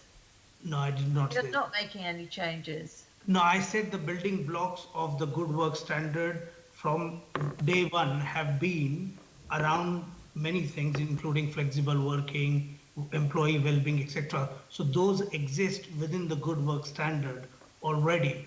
And this is the right time to even sort of ask more employers to participate in that. Okay, I beg your pardon then. I thought you did say that it had changed. So bearing in mind, this could not have been envisaged, the situation we're in now, when you started the Good Work Standard. Do you not think then it should be updated because we're living in a different situation now? Well, again, I mean, a lot of these things are already in place. And in fact, what I would say is that the employers who had already signed up to Good Work Standard, perhaps they are actually in a better place now already to deal with the current crisis because they are already geared for providing flexible working, for child support and other things. So it's, those building blocks, the core blocks are already there. And whilst I'm talking, I mean, I never said this. Can I also say regarding the recovery strategy? I mean, I never used the word. There is no such thing. I mean, recovery strategy document. I did when Assembly Member Sean Bailey asked me the questions around the recovery board. I did say that if you can point, sort of, Jules Pipe is sort of leading on that. But at the same time, they have a missions-based approach. And they've published that was agreed at the last meeting just over a week ago. And they'll be working through that. So there is, I mean, I never talked about the strategy documents. I just want to be clear on that as well. No, I think the trouble we've got here, Deputy Mayor, is that you've been asked what sort of powers you would like, and we never got a proper answer to that. We've asked when the economic strategy would appear, and we haven't got any answer to that. So can I just say to the Assembly Member, I mean, the Good Work Standard. You're confusing with the greatest respect, Deputy Mayor, you are the one that is confused, not me. I'm just slightly disappointed, very disappointed actually, that you can't produce what powers you would like. You can't tell us what you like. You're happy to have a go at the government, but you can't tell us what extra powers you'd like. You can't tell us when you've got an economic strategy that will appear, and you're not telling us that you're going to change anything to do with the Good Work Standard because it's all in place anyway, which I find incredible given we're in a completely different situation than any of us would have envisaged at the 1st of January 2020. But, I've come Well, to the can end. I I just know you're respond going to that, to Chair? Sorry, I don't like to cut you off, but we have only got the Deputy Mayor for another few minutes. I'm sorry, Assembly Member Hall. Can I just ask, I'm sorry, Sean, because you've had some questions and Murad wants to come in. No, I'm sorry, do you mind? No, I'm sorry, I'm not taking you back in again. I'm not taking you, I'm sorry, I'm not taking you back in again. You've just done a series of questions. I'm sorry, I am not taking you back in again, and I will have you put on mute if you carry on. I'm sorry, I'm not taking you back in again. I'm sorry, I'm not going to take you back in again, Assembly Member Bailey, and I will continue to talk over you. I'm not taking you. I didn't call you to speak, so do you mind please waiting? Put yourself on mute. We've only got the Deputy Mayor for another few minutes, which is what I was just saying. He has to go at 3:30, and Assembly Member Murad Qureshi indicated earlier that he wanted to put a question, and I just wanted to follow up on something from Assembly Member Hall to say something about whether or not the Good Work standard should be beefed up around the area of nutrition, because it has been released in just the last few days that the impact of poor nutrition on people's health, eating too much processed foods and so on and so forth, and maybe even though the Good Work standard does cover some of these areas already, maybe that needs to be beefed up. But before you answer that, I'm just going to bring in Assembly Member Qureshi, and then if you could answer that point and the points that he has indicated in advance that he wanted to make. Assembly Member Qureshi. Thank you, Chair. And Deputy Mayor Rajesh, I first concur. I'm disappointed that there's not been any emphasis on the new Green Deal, and what we've got instead is the meal deal. I know which I would prefer, but that's not actually the question I want to ask you. I was interested by your comments about some of the issues raised in Westminster with small businesses. I think I've come across the same issue. And I think what's happening, my analysis, and I've looked at three boroughs, not only Westminster, the Royal Borough of Kensington Chelsea, as well as Camden, that the government has done well in suspending the business rates and also giving grants, and the councils have done well in passing it on. But I don't think the landlords are passing it on to the operators, the small businesses that are actually running the businesses themselves. I'm concerned that actually there is nothing we can do to tell landlords who pay the business rates very often, but aren't passing it on to the smaller business operators, who very often come from other parts of London into central London to work these places. I think you've touched on something which I've come across. I would like something done on that front, and I would like possibly some of your time and your initial response to that as well. Thank you. Deputy Mayor Rajesh Agrawal. Thank you. Assembly Member Murad Qureshi, I'm very happy to do that. It's a huge challenge. I mean, rent is a big cost in any business, particularly if you are in central London as a business. It's a huge cost. But and it's something which we have to be very careful about, because often landlords also have got some sort of borrowing, they've got debt. If they are unable to repay that debt because they are not collecting much rent, then it might be difficult for them, and it spirals into a whole sort of chain reaction. But the mayor has led on example on this. So TfL is one of the sort of big small business landlord. So as pandemic began, the mayor immediately announced for all the small business tenants of TfL, there would be a 3-month completely rent relief. One of the biggest small business landlords in the country is a company called Archco that owns all the railway arches. The mayor also wrote to Archco, and they immediately replicated the TfL's initiative, and they gave 3 months of rent relief to all the small businesses. I have met Federation of Small Businesses on this matter in the past, and I'm also writing to some of the landlords again to be more considerate, particularly the ones who are dealing with small business. It is absolutely a huge issue, particularly when we talk about hospitality, retail sector. A lot of small business are actually in those sectors who are not seeing much revenue coming in at the moment. So very happy to do that. On your point around the looking at some of the sort of nutrition and in the Good Work standard, very happy to look at, for my team to look at the Good Work standard. Again, Good Work standard was something that has been produced as a sort of collegiate sort of teamwork. It was not solely done by us, but we had trade unions involved and private sector and public sector and all, many employers, charities, third sector involved as well. Very happy to do that. And I could not go, just before I go, I would like to just clear that the economic development strategy is a totally different document, which is statutory, which was produced a couple of years ago. What we are talking about is recovery, which is a mission-led approach, which essentially that becomes our strategy. But there isn't a statutory document on recovery which has been invented through the course of last few minutes. Okay, thank you very much, Deputy Mayor, and I'm conscious that you will have to go. I think the point about nutrition, if you look at the difference between firefighters, who, as far as I understand it, there's not a single firefighter who has passed away as a result of COVID-19, and yet if you look at bus drivers, and you can see that, you know, the difference in terms of firefighters who have gyms at work and can do exercise and have canteens and get good nutrition, very important in their jobs, whereas of course bus driving is naturally a very sedentary occupation. Well, I would hope it would be. It would be quite worrying if the bus driver wasn't sedentary while they were pursuing their occupation, and perhaps not as much advice going to them in terms of nutrition. I just think there's some messages here that would be good for us to be picking up in the Good Work Standard for other employers beyond the GLA family, because I'm choosing two groups of staff part of the GLA family. Thank you very much for your contribution this afternoon. We're now going to move on to a discussion, having looked at the Mayor's response to the government's response, and we have 40 minutes for this before Debbie Weeks-Bernard, Deputy Mayor Weeks-Bernard, is able to join us. And the person who's going to start the questioning now, we're going to go back to Assembly Member Murad Qureshi, who's going to start off with the first group of questions. So Murad, over to you. Thank you, and myself and Caroline Russell will cover this whole area about the government's response.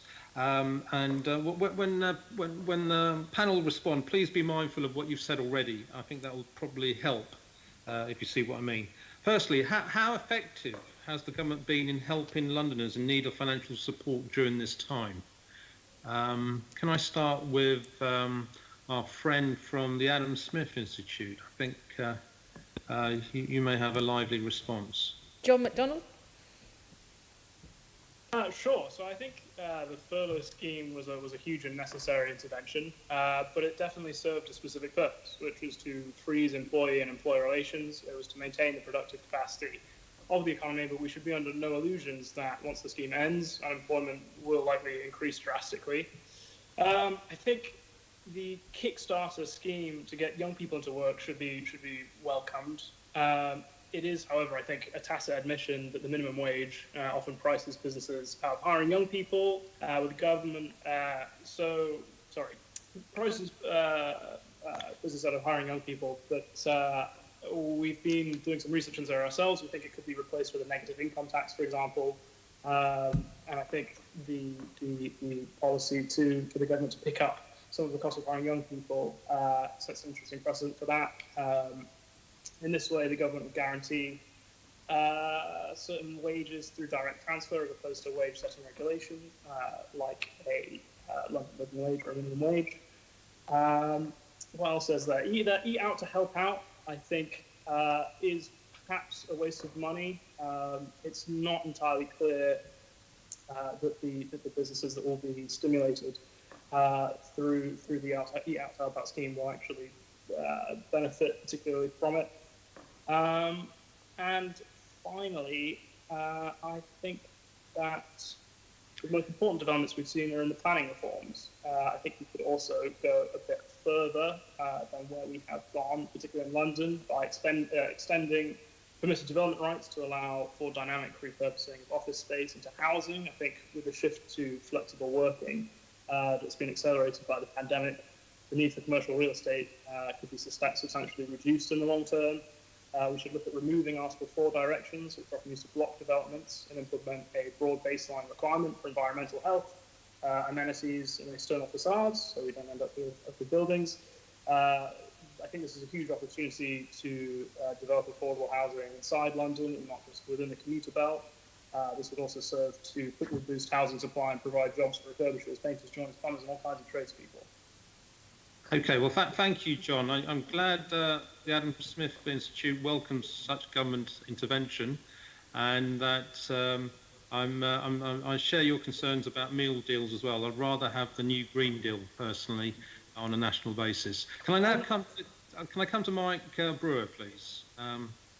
Do you think what effect have the government had in helping Londoners with financial support during this time so far? Thank you. Yes, so the initial government support for workers who have lost their jobs as a result of this crisis was based upon the job retention scheme, the self-employment grant, and with sort of universal credit providing the backstop. We've not mentioned so far the fact that, of course, the government did increase the generosity of welfare benefits by about £9 billion a year when the pandemic hit, and part of that is through the £20 a week extra and universal credit and working tax credits, which helps everybody across the country. But it also increased the generosity of local housing allowance, which we know the end effect is complicated, so that would help people in London, in some areas of London. They brought back LHA to the 30th percentile. Of course, you still have the national cap to local housing allowance, those local housing allowance, which binds still in some areas of London. But certainly that measure is doing a great deal to those people who are reliant on the private rented sector and who've lost their jobs. So that shouldn't lose sight of that. Anything London? Is there anything London specific in that? No, there isn't really. And is there anything also we could ask, is there anything in the July summer economic update that was specific to London? And again, not really. And I suppose one of the things that the government hasn't really talked about, and I guess the issue you're still grappling with, is what is the role of city centres, and how can city centres function in the next few months while we're all living with coronavirus? And I don't think that has really been addressed by central governments so far. Great, thank you, Mike. Can I go to Andrew? Andrew, at the very beginning, you made some references to universal credit when you mentioned UC. Can you expand on that? Because I think that's a point that needs to be expanded and appreciated more fully. Yes. So also, universal credit has been made a bit more generous, as Mike just pointed out. And they also removed temporarily this thing called the minimum income floor, which impacts self-employed UC claimants. Something actually which I spoke to this committee about 2 years ago. It was something that we don't. We always thought it discriminated against self-employed claimants, and so that's been removed temporarily. So that's welcome. We'd like to see that permanently removed, or at least changed longer term as well.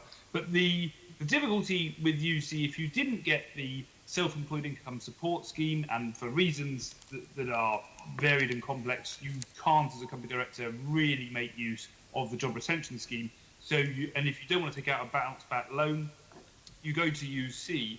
And if your partner has a income level above the threshold, that you will not be able to claim UC, or it will be the amount that you can get via UC will be impacted by that. So that's one thing to sort of just bear in mind, because a lot of people have said, well, if you can't get the SAY scheme, or you can't make use of the job retention scheme, that's okay, go to UC. Well, a lot of would-be claimants have found that that's been a barrier. And also, if you have savings of more than £16,000, then you can't access UC either. And so, of course, then the government is essentially saying to people, well, you've got your savings, so live off your savings. That's what savings are for. Well, sort of fair enough. But the problem is that they're seeing other people who really sort of arbitrarily are falling inside the generous self-employment income support scheme grant. And they can't really see a difference between them and those who are getting that grant. So they're saying, well, they're not having to dip into their savings, and I am over here. Or because of someone's circumstances, they can claim universal credit, and I can't claim universal credit and having to use my savings, or I'm having to get a bounce back loan and essentially get into debt. And so that's sort of the problem that we've had here. And of course, it is almost inevitable that there would be some rough edges here, because these are big schemes which have been very quickly pushed out by the government. And I have to say, I take my hat off to HMRC and those in the Treasury who quickly turned around those schemes. You know, they worked very hard to get those out, and they worked and they paid people. But there are some people who have fallen through the gaps. And what we have seen, which is a bit disappointing, is perhaps an unwillingness from the government to look at those gaps and meaningfully address them. You know, they have looked at it, and we have had conversations with them, but we haven't felt that there's been a great sense of urgency in adapting the scheme so that those people who I think most of us would agree should benefit from them can benefit from them. Well, thank you for that, Andrew. Just one question to you on that front, and it's a criticism generally made, but do you think one should wait 5 weeks for your first payments, given it may well put you into debt and into circumstances you already find yourself in? I mean, would that be acceptable in the in the private sector anywhere? No, the UC 5-week wait is a big problem, and I think that they did try to address that by potentially giving you a loan against your first payment, but that didn't always work in every circumstance, did it? And there were some problems with that too, I believe. So no, it would be great if UC claimants could receive their first payment much quicker than they do currently. Thank you on that point. Can I go to Laurie now? I mean, we've heard, you know, there have been two great schemes, the furlong scheme, the self-employment income scheme, which and if I wasn't back at City Hall, I'd probably be on myself, actually. Murad, Yep. sorry, are you heading towards the questions that I'm asking? No. Okay. What I'm doing, I have read the stuff, Caroline, and I have, I'm just trying to make particular points I was going to make. And the point I was trying to make here, before I lose my train of thought, is take up. I mean, actually, the take up of those two, the two programs to help people in employment, the furlong scheme and the self-employment income scheme, actually is lower than one would have expected in London. Is that something that's mirrored in your experience, Laurie? I don't have any direct evidence of that. I think 1.3 million people in London have taken up the coronavirus job retention scheme. I think I can't agree with all the previous speakers. I think it's been an incredibly important bridge to sustaining employment in London. And if anything, we'd like to see a selective extension of the furlough scheme for workers who are shielded, who may not be able to return to the workplace quickly, and I think for selective lockdowns as well. On the self-employment income support scheme, London was a bit slow on the take-up of that. I can't explain that, but the direct evidence that we have had is that 40% of the members of the Musicians Union can't access the scheme. Their criteria do not fit.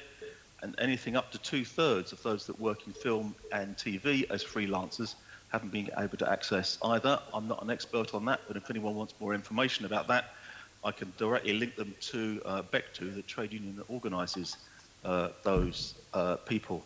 I think we need to be sensitive to the fact that self-employment in the UK has increased enormously, 3 million people in 2000, more than 5 million in 2020, and disproportionately so in London. And clearly this sector was helped, but it didn't help everyone by any stretch of the imagination. And the scheme was designed for those people who were, in a sense, at the top end of the self-employment world, income up to £100,000, etc.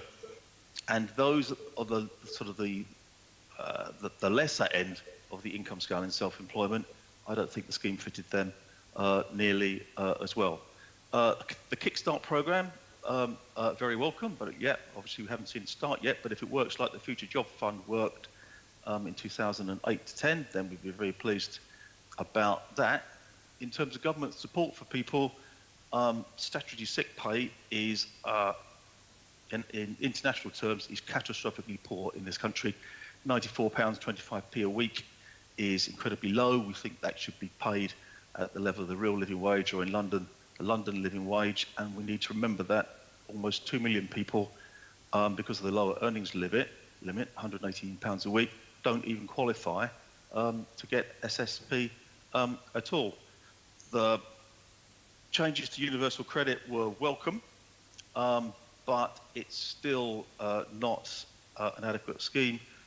the wait for 5 weeks for your first payment is punitive basically for lots of people. There have been 2.6 million new claims. A lot of people are not getting their money for 5 weeks. Getting a grant, getting a loan is great, but these people are low income or have no income. So getting a loan against your income, which you haven't got, is nonsense. And those loans, if people are in emergency need, they should be grants, not loans. The enormous increase in the use of food banks in London, the Trussell Trust tells us more than 4 times in certain London boroughs, nearly 4 times across the whole of London, demonstrates that the government support, whilst it worked well for those people that received it, didn't work well for everyone. 2 last points. Private sector rents, we have had a situation where there have been no evictions, but that's coming to an end, and there could be a tsunami of evictions coming around the corner if there isn't change. And I was interested in the remarks about permitted development rights and offices transferring into domestic residences. Lots of research has shown buildings in office buildings that have been transformed into social housing, for example, are potentially the new slums of the future. Standards are incredibly important, and if there's going to be any extension of permitted development rights and office developments, then we need to look very closely at the issue of cladding, because at the moment, high-rise buildings that are residential, there's a register of those. No one's got a list of commercial buildings that are clad with materials that are now found to be not meeting building regulations. So if anyone wants to come on a tour with me of offices that have been transformed into homes, they're welcome. Thank you, Larry. At this point, I'm going to hand over to my colleague Caroline Russell, because I'm in danger of stepping on her turf, and we were anyway. Okay, thanks, Miro. Thank you. We're going to move on to Caroline. No, I'm not bringing you in at this point. I'm moving on to Caroline. Caroline, we'll get through your questions now. There's one that's addressed to Rajesh, which obviously you now won't be able to put to him. So if we can make some progress, and I'll bring anyone who wants to make additional comments in at the end. Caroline Russell. Thank you, Chair. And don't worry about the question for Rajesh. It was already asked by Assembly Member Bailey earlier on, so we're not missing out on that. So yes, my questions are for Laurie and then for Andrew from IPSI. So first of all, looking at the furlough scheme, so the sort of this main plank of the coronavirus job retention scheme, and we've got furloughed workers are now able to work part-time, which is helpful in some ways, but it's also worrying as furloughed workers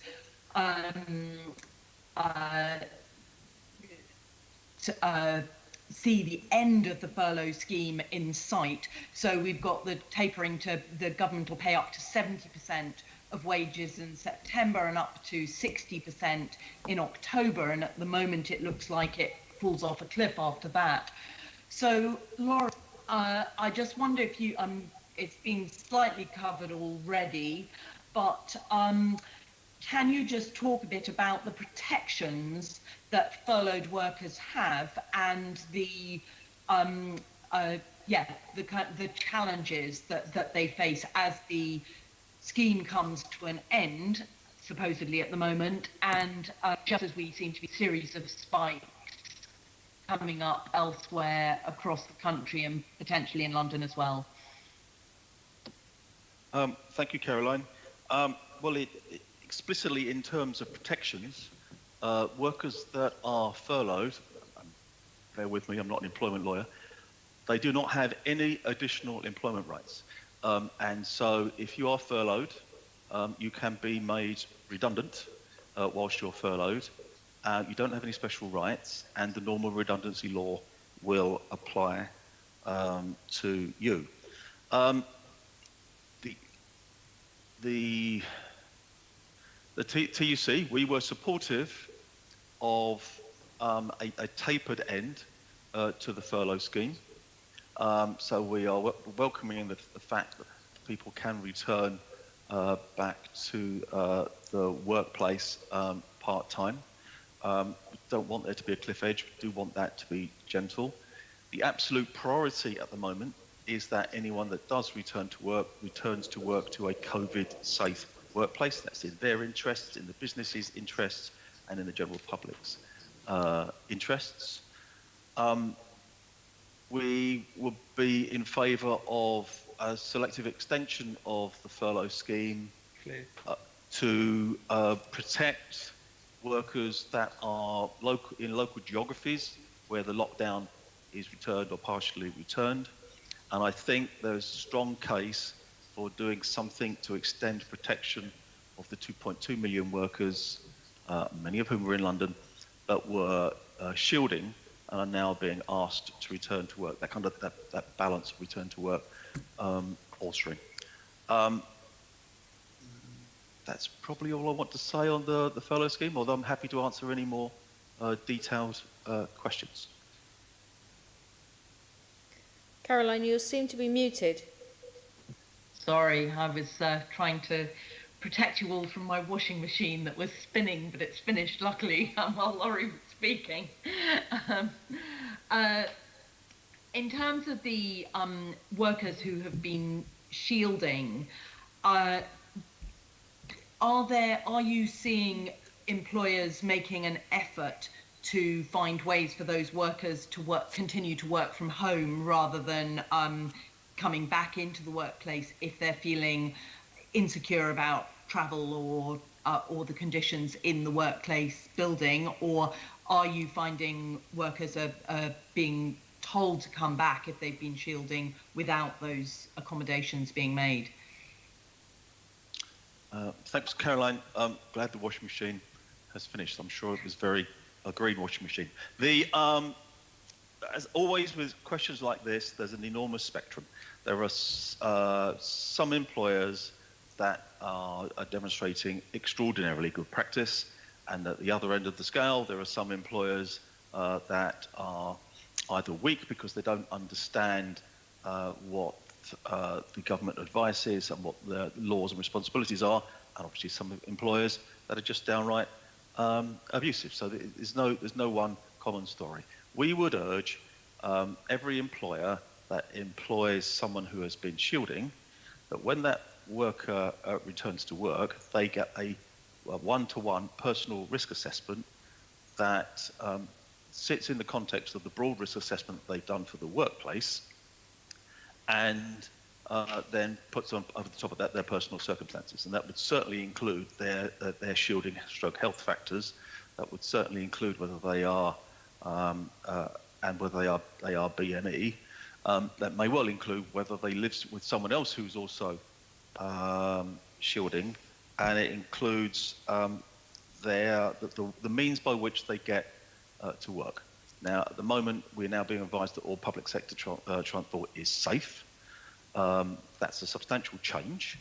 And I have to say, from travelling on public sector transport, I agree with the comment that was made earlier on about the number of people that are not wearing masks or do not wear them appropriately, which absolutely erodes confidence. So I just urge employers to work with the shielded worker to absolutely maximise their ability to firstly work from home, and secondly to return to the work in a safe means. I don't think it's rocket science. I've spoken to hundreds of businesses that say their most important asset is their people, and now is the moment for employers to actually prove that they mean that when they're talking about the employment of shielded workers. Thank you.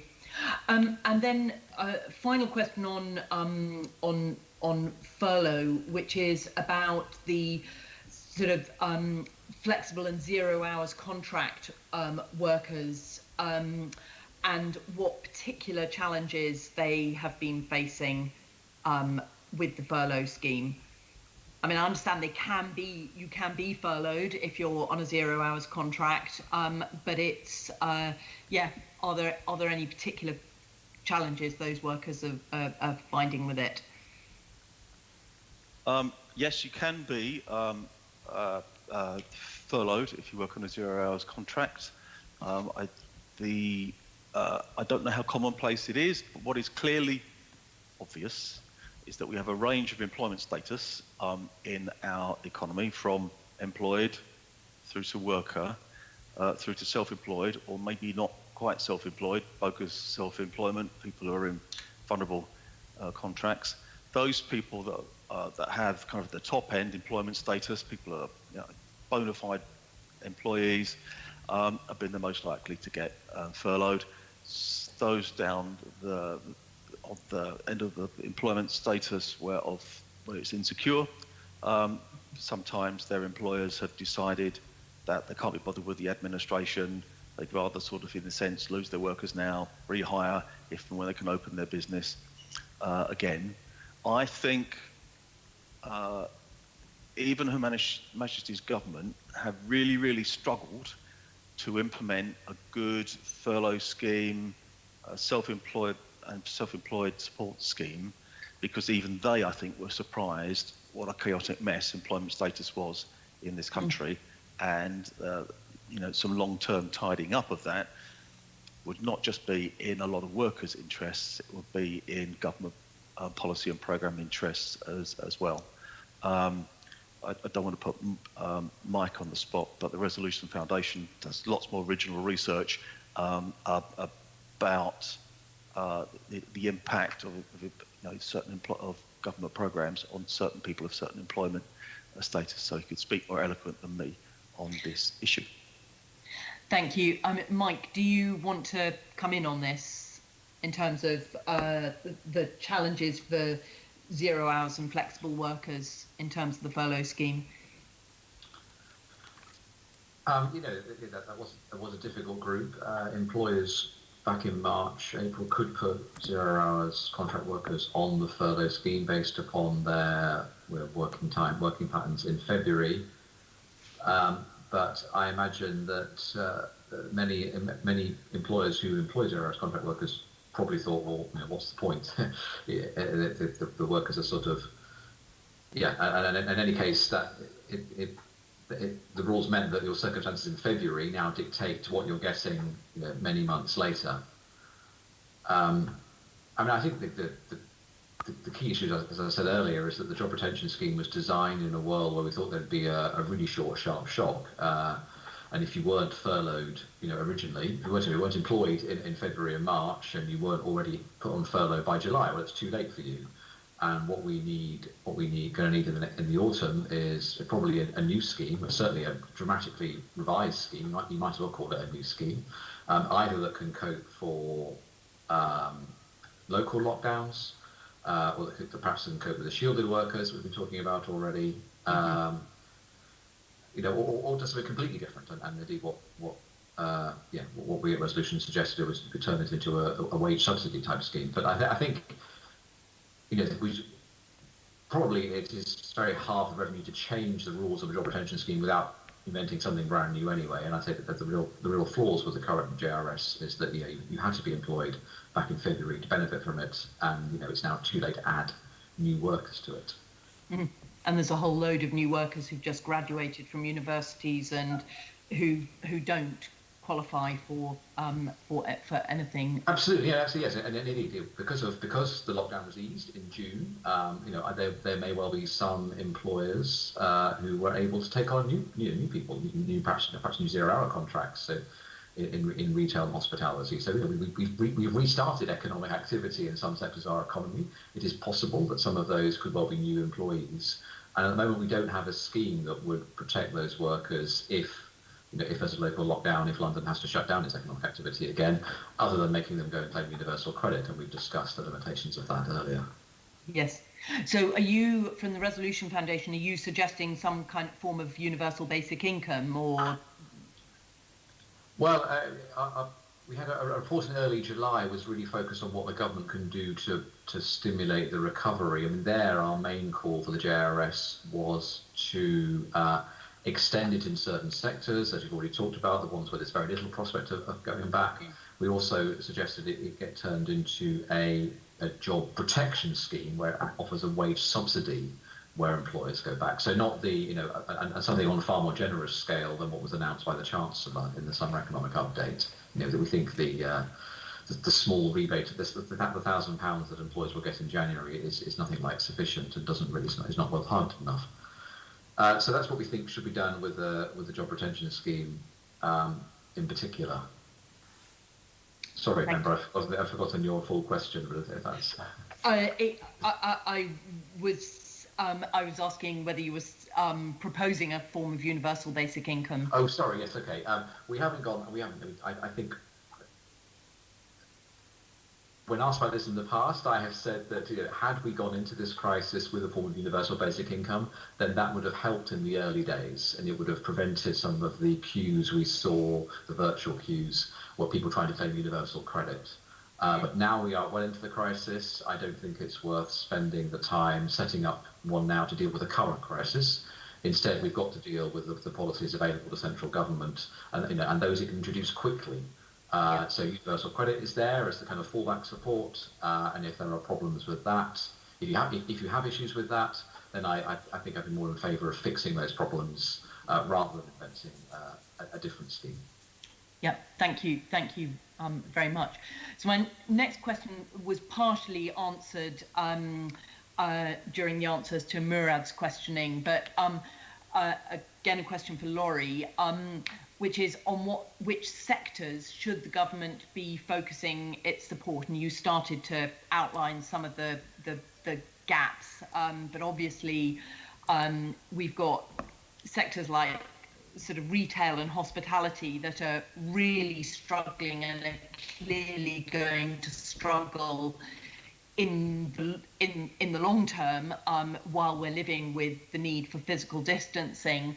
So we were hearing this morning from Jules Pipe about the importance of digital, the green economy, and also health social care. But yes, could you give us your view on sectors should be getting that government focus? Yep, some of this is what I think well known. Hospitality, tourism, restaurants, anything to do with performance, theatres, retail is some of retail very severely affected, and they come out those sectors come out top of all sort of the sector analyses. I want to add two things really. The care sector has absolutely been through the ringer, and definitely needs a lot of long-term attention and investment. And then I think a sector that's gone a lot under the radar a little bit is the voluntary and community sector, which is a bit of it can provide local services, it can provide some of the kind of the glue in local communities. I've worked in the sector myself. Very often it runs on very slender, if you like, cash surpluses. Sometimes its income stream is depended upon the use of public space, which hasn't been able to be let out. I don't want to cut you short, but we are going to hear from the Deputy Mayor, Debbie Weeks-Bernard, and we're going to ask her some stuff about so I know you flagged it, but we are going to hear probably a bit more detail from her. Thanks, very fragile, not on the radar. Okay, and finally, I've got a couple of questions for Andrew, which are about the specific challenges that self-employed people have faced in accessing the government support measures. Now, Andrew, you may have sort of actually covered this in some of your answers to previous questions, so just if there's anything extra that you feel hasn't yet been said. What I'd like to just say is that if you qualify for the Self-Employed Income Support Scheme, it was a very smooth process indeed to go and access that. I mean, I have gone through the process with a couple of people that I know, and I have heard really no bad reports of difficulties. The problems all come if you do not qualify. And the reasons why you may not qualify is because you only started trading as a self-employed person since April 2019. You earned less than 50%, even if it's just less than 50% of your overall income from self-employment in previous tax years. And if you earn over the £50,000 cap, if any of those is applied, and then the big one for us is if you happen to work through your own limited company. And Bet2 were mentioned earlier, and they have done fantastic campaigning for those that work in film and television. And for many people in that industry, the reason why they could not access SAYS is because they happen to have a limited company. Very often because they were told by whoever was engaging them, they must have a limited company. When the Chancellor stood up and said, we're not going to leave any self-employed people behind, we're doing this fantastic scheme, they all thought they were in that. And they were very surprised to learn that because they've got this limited company, this thing they don't really think about and never really wanted, they couldn't get into it. So that's probably the real big problem with the SAYS scheme. The job retention scheme you can make use of if you're a company director, but it doesn't work very well. In practice, it doesn't take account of your dividends. We believe it could do. The government have said it can't do. And also, very difficult to be a sole director of a company and furlough yourself and that company not to just die. Yeah. So that's very difficult as well. So those have been the main problems with the scheme. As I say, if you're in it, it's pretty generous and it's easy to use. But it's ending at the end of August. It comes to an end. And it looks as if, do you mind if I just quickly say, it looks as if we are, everyone's talking about the possibility, the probability perhaps of a second wave or a new spike, whatever you might want to call it. Yet the government is very keen to say, well, we're not, it seems as if they're saying that they want to avoid another national lockdown. Let's all get everyone back into central London. Everyone should go back to work. Everyone should go and eat in restaurants and we'll even pay you to do so. So they don't want another national lockdown. What they're relying on, it seems, is a test and trace system, which is going to be all about regional lockdowns, very small lockdowns, and also sort of advice to individuals. So you're at risk, so you should stay there. Now, if you're self-employed and you get the phone call saying that you've been in contact with someone, so you must quarantine now for 2 weeks, what are we going to do to help those people? Because SAYS is ending at the end of August. And perhaps what the government, the sort of next phase of policies that we'd like to see is some support to help that actually work. Enforcement is one thing, but if you're being told you've got to quarantine and you feel fine and you're going to get no income for 2 weeks if you do quarantine, the government, we think, could usefully step in and say, we will help support your income over that period. There's been no talk about it at the moment.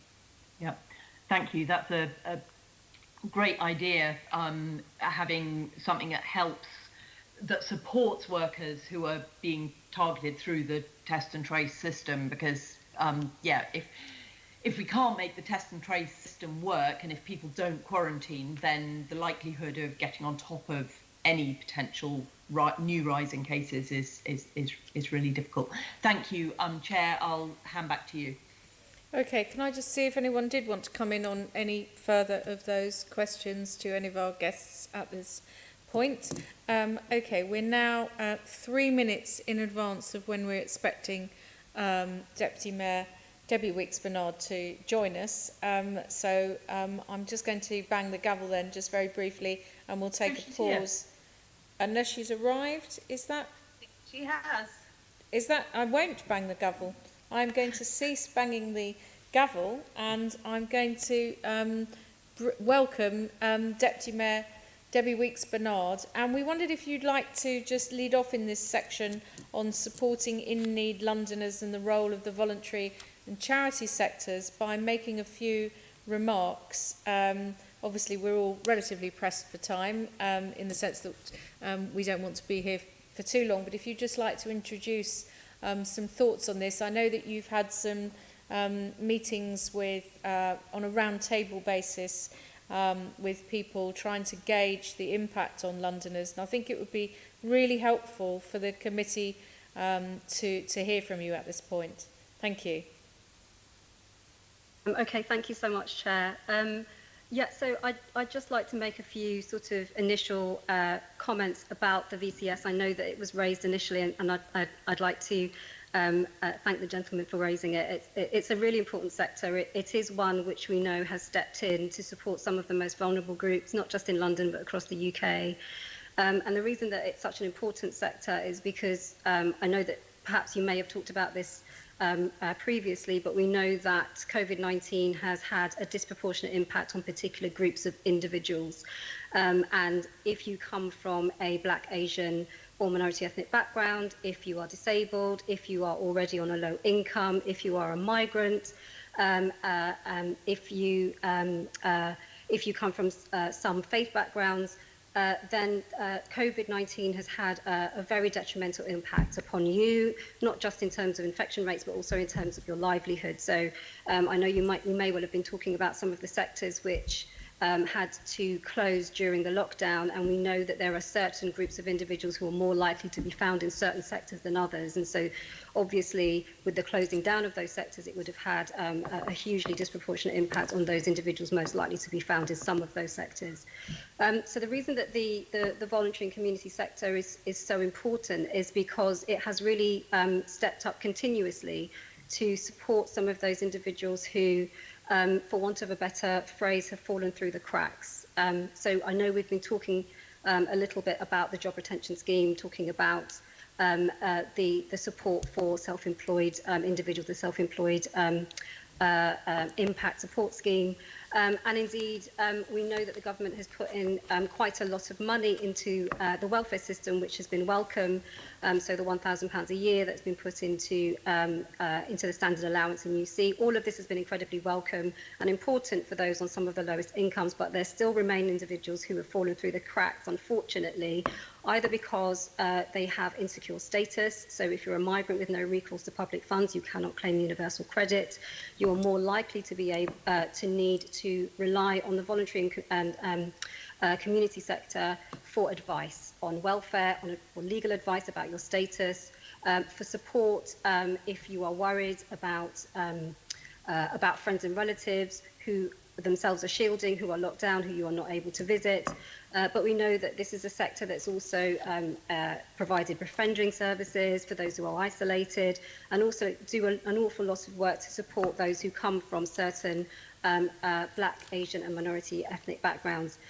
So it's a sector that has seen a lot of demand placed on it. At the beginning of the lockdown, we know that there were lots and lots of people who were seeking advice, seeking support, but also the ones who have fallen through some of those cracks that I mentioned in terms of the schemes that the government put in place, which hadn't quite started, but had lost their jobs already. These were individuals who might have found themselves for the first time either having to make a claim for universal credit or indeed having to turn to a food bank. And the VCS is a sector which does support a lot of food aid organisations and food banks which do provide a lot of welcome and much needed support to people, but these were food banks who themselves, because of the start of the lockdown, found themselves with a lot more demand, but a lot less in terms of donations. A lot of them were seeing lots of shortages in terms of dried foods and all sorts of items that people would have needed. And so what we decided that we had to do was to step in and support that sector by pooling with around 60 funders to develop what we call the London Community Response Fund, to try to enable that sector to remain sustainable. It is a sector which couldn't rely on the furlough scheme because these were individuals who needed to work. It wasn't a sector that needed to close down, it was a sector that needed additional support so that it could continue to support others. And so we felt it was important for us to work with London funders, with City Bridge Trust, with a number of other funders to raise a pool of funds which sits at the moment at £43 million. Around 23 million has already gone out of the door to 1,600 organisations. And this has been an important way of us trying to provide support to a sector which we know does need a lot of support for it to enable to provide that continued demand for some of those groups who I know have really been disproportionately impacted by COVID.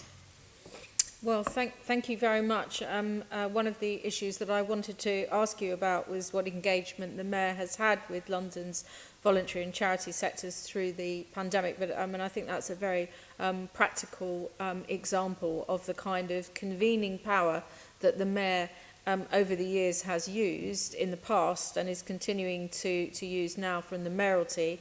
And I personally know in my own constituency, and I know other Assembly members have felt the same, that the voluntary and charity sector and local councils have also relied on it in many ways to work with them. But I just wondered if I could ask you the slightly more philosophical and general question just to bring you back up to the top and some of the things that you touched on at the beginning, which is how do you perceive from your perspective as the Deputy Mayor for Social Inclusion, how do you think COVID has impacted on the social and economic disparities that already existed in London? So that's a really good question. So I mentioned before that it has had a disproportionate impact on certain groups. So we know that, for example, there are women who, unfortunately, many of whom have been pregnant, who have been mistakenly placed on sick leave when they should have been placed on furlough. And we know that there are huge numbers of women who, unfortunately, are seeing a real impact on their finances as a result of some of these practices, but also as a result of their loss of jobs. So between March and May of this year, the employment figures for men in London went down by 4,000%, but went up for women by 32,000. And we know that women have certainly been the ones who have taken on the burden of a lot of childcare and homeschooling during the pandemic, but that this has had a detrimental impact on many of them to be able to keep their jobs. And we also know that women are more likely to be found working in some of those sectors that had to shut down during the lockdown. We also know that there are some groups of individuals who, by virtue of the roles that they do, have found themselves also detrimentally impacted by the lockdown. So, for example, IFS research has suggested that Black African and Black Caribbean men are 50% more likely to be working in those sectors which had to lock down at the start of the pandemic. And I mentioned before those who are have insecure migration status. So if you have no recourse to public funds, you cannot claim for universal credit. And many of these individuals who have NRPF are the ones who were found working in some of those sectors that indeed have closed down, but also there were many who found themselves, because they knew they couldn't avail themselves of the schemes that the government had set up, they couldn't avail themselves of UC, who found themselves having to work through the pandemic and put themselves at increased risk. And I know that this has certainly been represented in some of the infection and death rates that we have seen that have impacted upon some of these communities in particular. And I suppose one of the other things that is incredibly important is that when you talk about those who fall through the cracks, you have to think about, as I've mentioned, there is the VCS sector that does tend to step in and support those individuals, but it has a huge impact on people who may find themselves for the first time either having to make a claim for UC or finding themselves for the first time having to go to a food bank. And the impact that it has on people's access to nutrition is also incredibly important. So there is research to suggest that over the past 6 months, the numbers of children who've been admitted to hospital with malnutrition has doubled. And the Trussell Trust has talked a lot about the numbers of individuals who've been seeking out food parcels. So those seeking out emergency food parcels, the increase has gone up by 89% over the pandemic period, and that goes up to around 107% when you're thinking about children who are needing to access emergency food, particularly for those who are not able to access some of the food vouchers that the government made available for children who were free school meal eligible. And I think we all know that there are still some of those individuals who are not eligible for free school meals but are living in food insecurity. So there's around, I think, 196,000 children who are eligible for free school meals in London, but we know that there are around 400,000 children who are living in food insecurity, which means that they don't have access to an affordable meal, which means that there's around 200,000 children currently who are not being served by the system that is set up to really support them. So when we think about that sort of disproportionate impact, there are lots of individuals who are really sort of living either on the edges of society who the VCS is able to support, but who have not been able really to be able to avail themselves of some of the schemes. And then there are also those who have found themselves for the first time having to face the experience of losing their job and making a first claim, or finding themselves having to ask for food and support from others. So it has actually been quite a traumatic time for many individuals when you couple that with the high rates of infection and deaths that have been found within some of those communities. I think the PHE review suggested that if you were Black, Asian and minority ethnic, your risk of dying from COVID was between 10 to 50% higher than anyone else's. So all of that has combined to create a quite a terrible time for some of our Londoners. I'm particularly struck by you saying that the number of children going into hospital has doubled in relation to children going to hospital with malnutrition. I think that's probably quite a strong signal to us that despite, and we've just been hearing about the assistance that the government has been giving to individual Londoners, but despite all of the work that's come from government, I think one of the themes that has come out of today is, that there are still some cracks there in the very welcome assistance that has been given. Assembly Member Susan Hall, you wanted to come in at this point to ask something of the Deputy Mayor? Oh, you're on mute. I forgot to remind you. That's going to be the most common phrase this year, I think. You're on mute. Sorry about that. In February, the Marmot Review, 10 years on, highlighted the huge health inequalities that exist for those earning below the living wage. COVID-19 has obviously made this much worse. The Mayor pledged to make London a living wage accredited city, but there are only 1,929 employers which are accredited out of the millions of over a million businesses in London. So what more are you doing to increase that number of employers?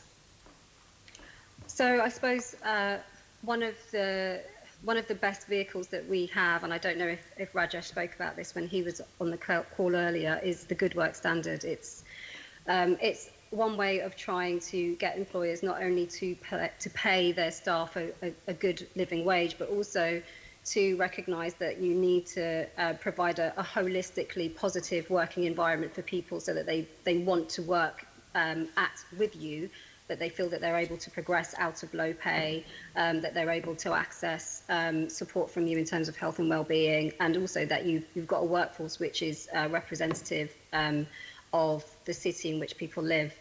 So there are 75 employers currently signed up for the Good Work Standard. I think it's around 200,000 people that are able to benefit, but you're absolutely right, there is more that we can still do.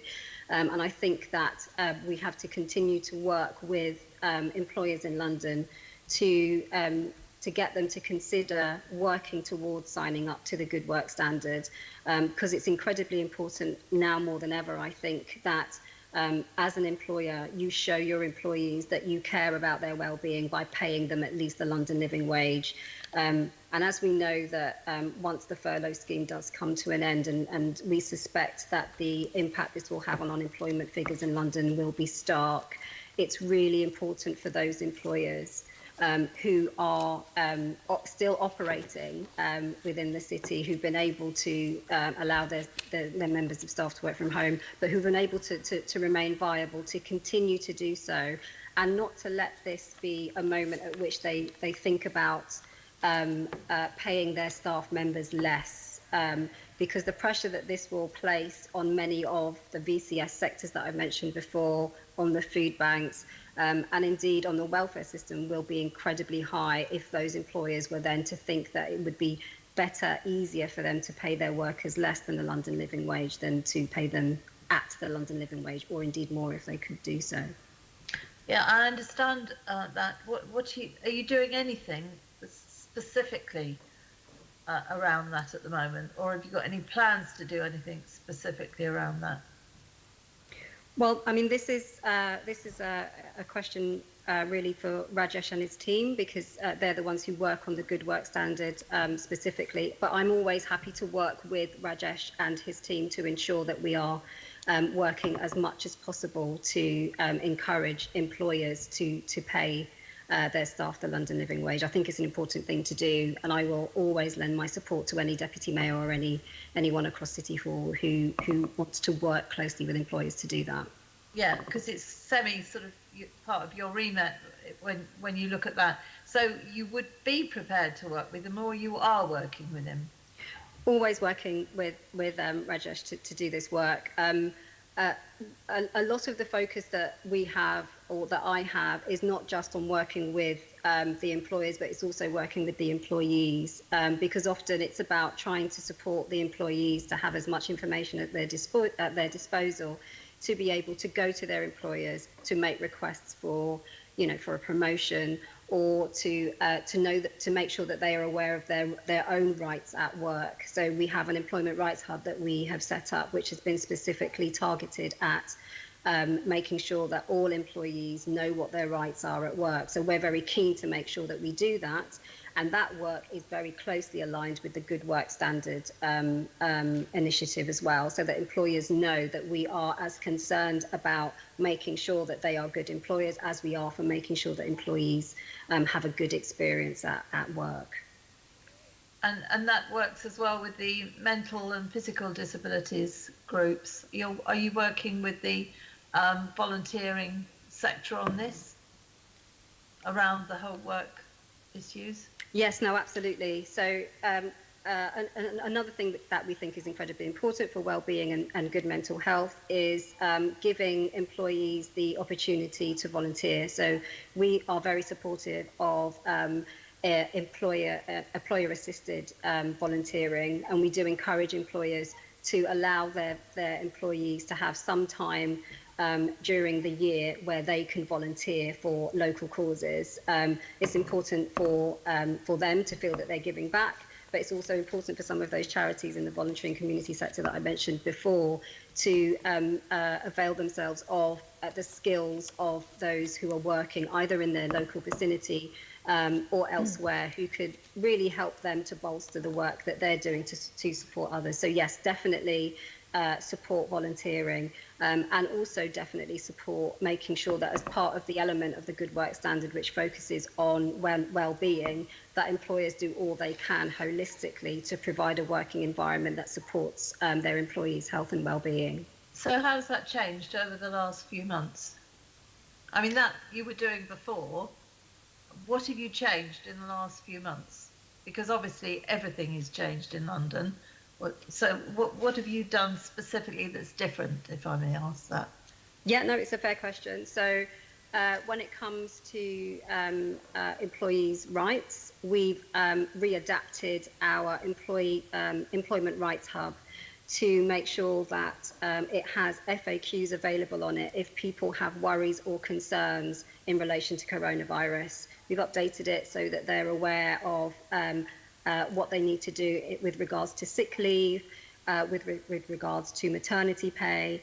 We've made sure that some of our new pages have been translated into 20 languages, because I think one of the additional elements that the COVID-19 pandemic has laid bare is that there are lots of individuals who do not have English as a first language, who were not able to get the support that they needed to know how to keep themselves safe, because a lot of the advice and guidance that they were receiving either from government or elsewhere, including the NHS, was not translated into their mother tongue. And so there were lots of people who found themselves at risk as a result. So we've translated as many pages as possible on our Employment Rights Hub into 20 languages.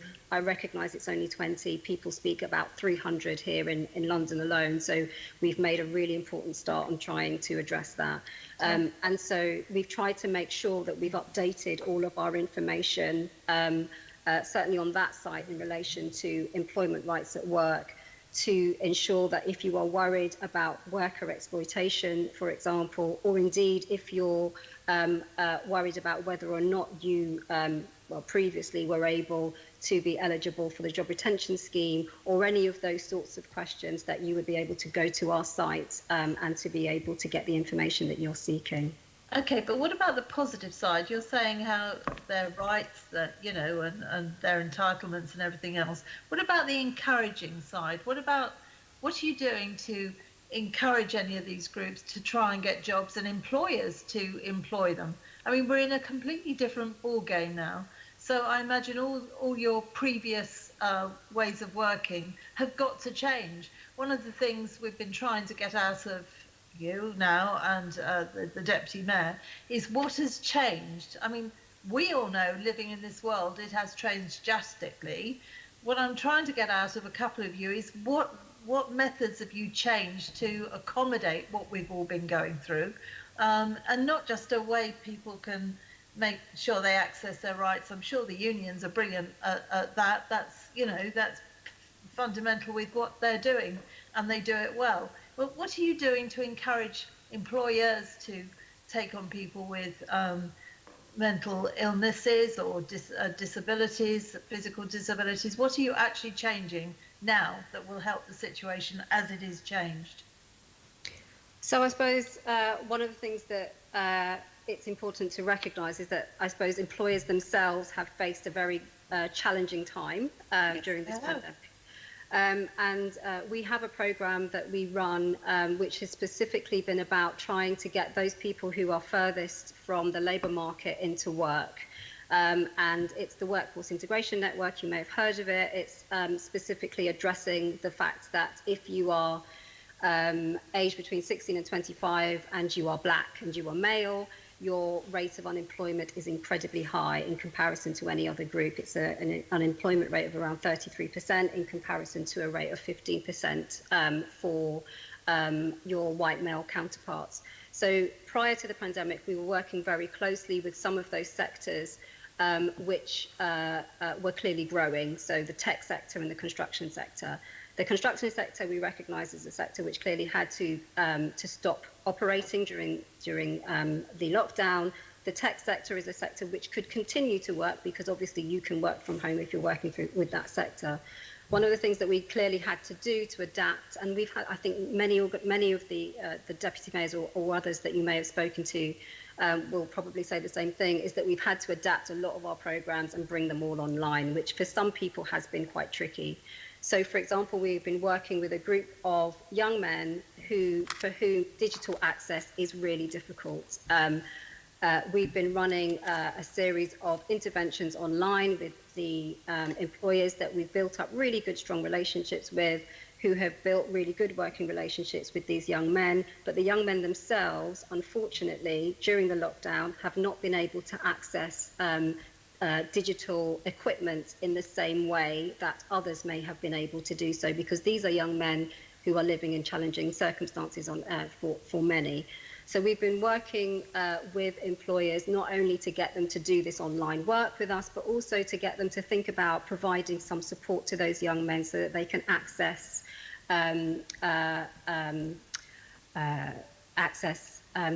Wi-Fi or broadband on their phones so that they can join a Zoom call, or for those who don't have access to the equipment, speaking to employers to see whether or not they would be amenable to providing some of these young men with equipment that will enable them to do that, because it has been incredibly clear that there is an enormous digital divide which has opened up during this pandemic.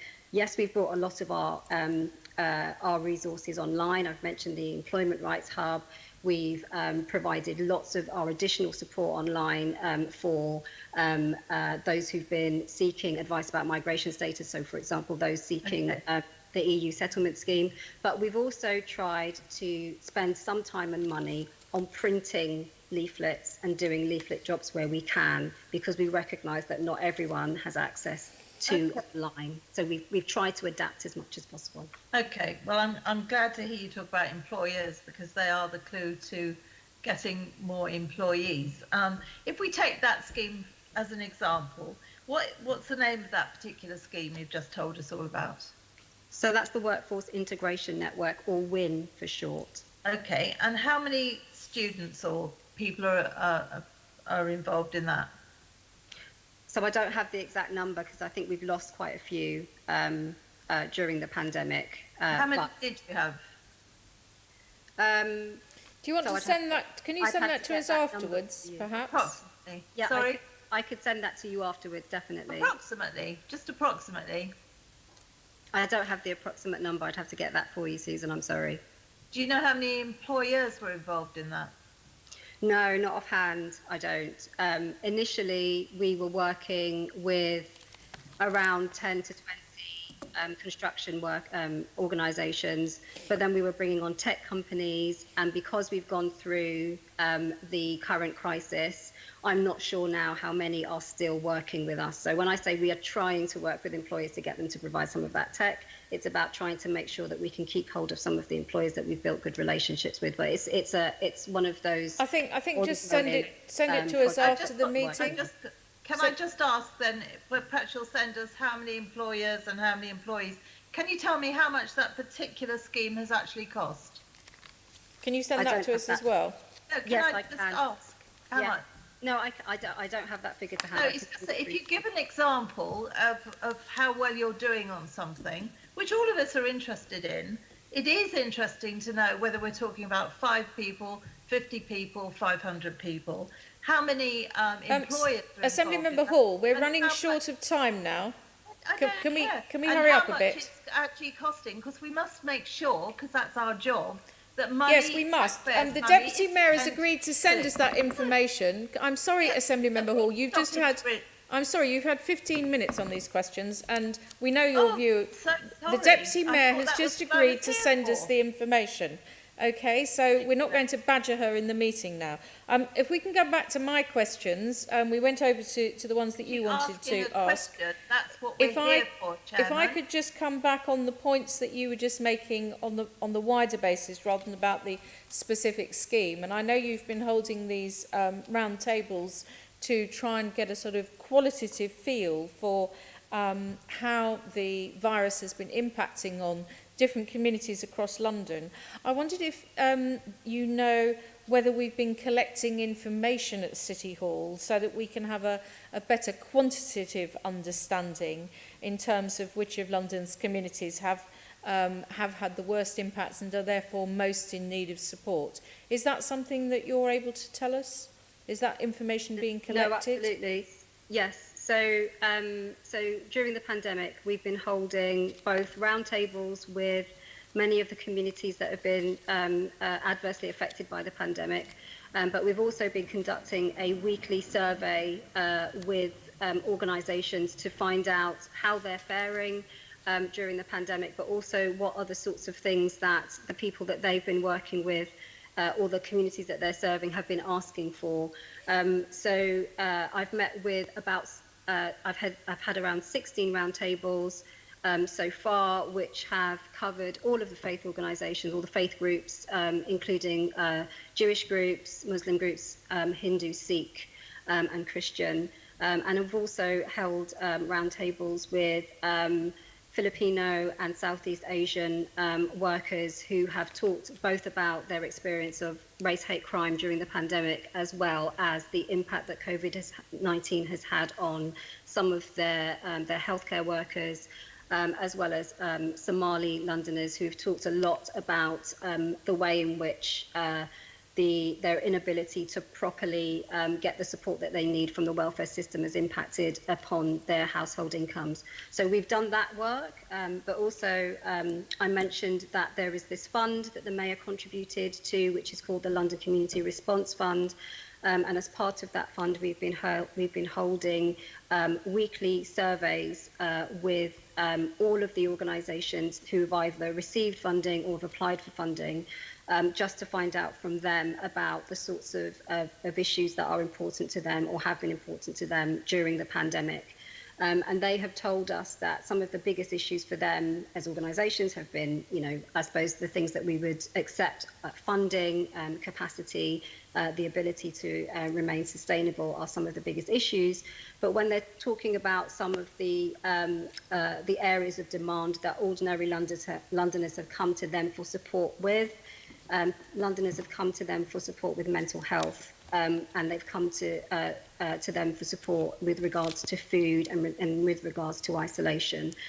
So we have been using that survey and our regular roundtables with community groups and organisations to try to get a barometer for how Londoners are faring during this pandemic, to make sure that the work that we're doing is directly targeted at need, but also in the case of that, the fund, the London Community Response Fund that I've mentioned, that when we have subsequent waves of funding, that it is specifically targeted at the areas that Londoners are coming to them saying that they need advice, guidance and support for.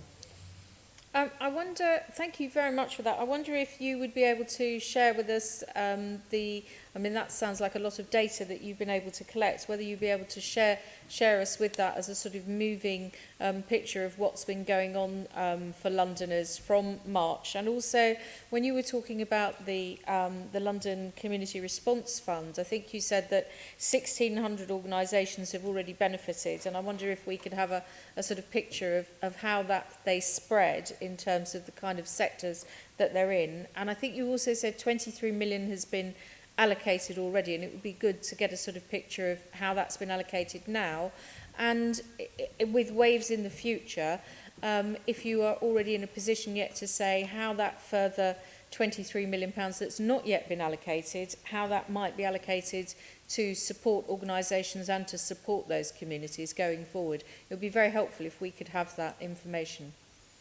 No, absolutely. We'd be happy to provide some of that information. We're working on this with London funders, so we would like to make sure that we're working with them and seeking their permission to share some of that information with you. I'm sure that they'd be happy for us to do that. But yes, I'd be happy to share that information. Thank you very much. Obviously, I think it's slightly unreasonable to expect you to bring every last minuscule piece of information with you along to this session today. So if you can follow that up, and also the things that Assembly Member Hall was requesting, that would be very helpful. I just wondered if I could turn to Mike Brewer from the Resolution Foundation. We've just been talking a lot with Deputy Mayor Debbie Weeks-Bernard about the role of the voluntary and charity sector, which is, of course, in and of itself a sector in which many people from black and minority ethnic communities work. But how sustainable is it for us as a city, for City Hall, and also I know it's been the case with a lot of local authorities, how sustainable is it for us to rely on charity and voluntary support in this kind of crisis? And what can the Mayor and the government do to prevent Londoners from needing to rely on charity and the voluntary sector in this way? Because it does seem to me that, you know, this has been a very large set of sticking plasters that we've had to produce at very short notice because the gaps have been quite big, I feel, particularly for Londoners.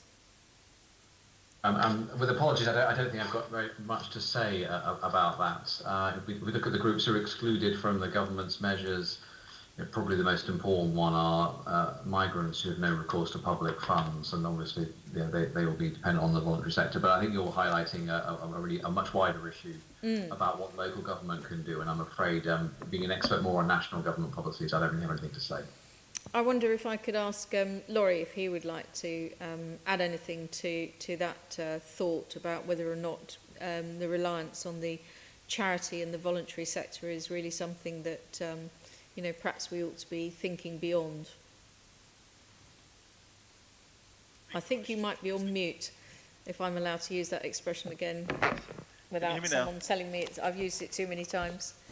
Am I back? I hope I'm broadcasting. You are, you're back. We can hear you. Excellent. Thank you. Big question, which could take a very long time to answer, which you're not going to let me do, so I'll do a short version. Thank you. We believe at the TUC that the best organisations to deliver core public services are public sector bodies. And so where public services sort of leak outwards and there's sort of outsourcing, I think that does lead to a situation where those services that we depend upon are indeed unsustainable. However, in the context of where core public services are provided by public sector bodies, there's still a role for the charity, community and voluntary sector to play. And having worked in the sector myself, I know that many voluntary community bodies, they work on very slender cash flows. They can't bridge easily from a cash crisis to a cash crisis. Ordinarily in the past, the problem has been where organisations have been dependent upon, for example, funds from the European Social Fund, and that being slow being paid. What we have today is a far more acute crisis, and if those organisations go down, then we lose valuable assets in our communities. On the whole, the amounts of money that organisations need to sustain themselves are not huge, and so I think it's very important that the Mayor and other funders do work collectively to ensure that there's a sustainable future for those groups. It is also true that at a community level, those organisations do often provide services to those people that do not benefit from mainstream services very, very easily, such as migrants and refugees. So it's an important sector, it's very vulnerable, and it needs to be sustained. Thank you.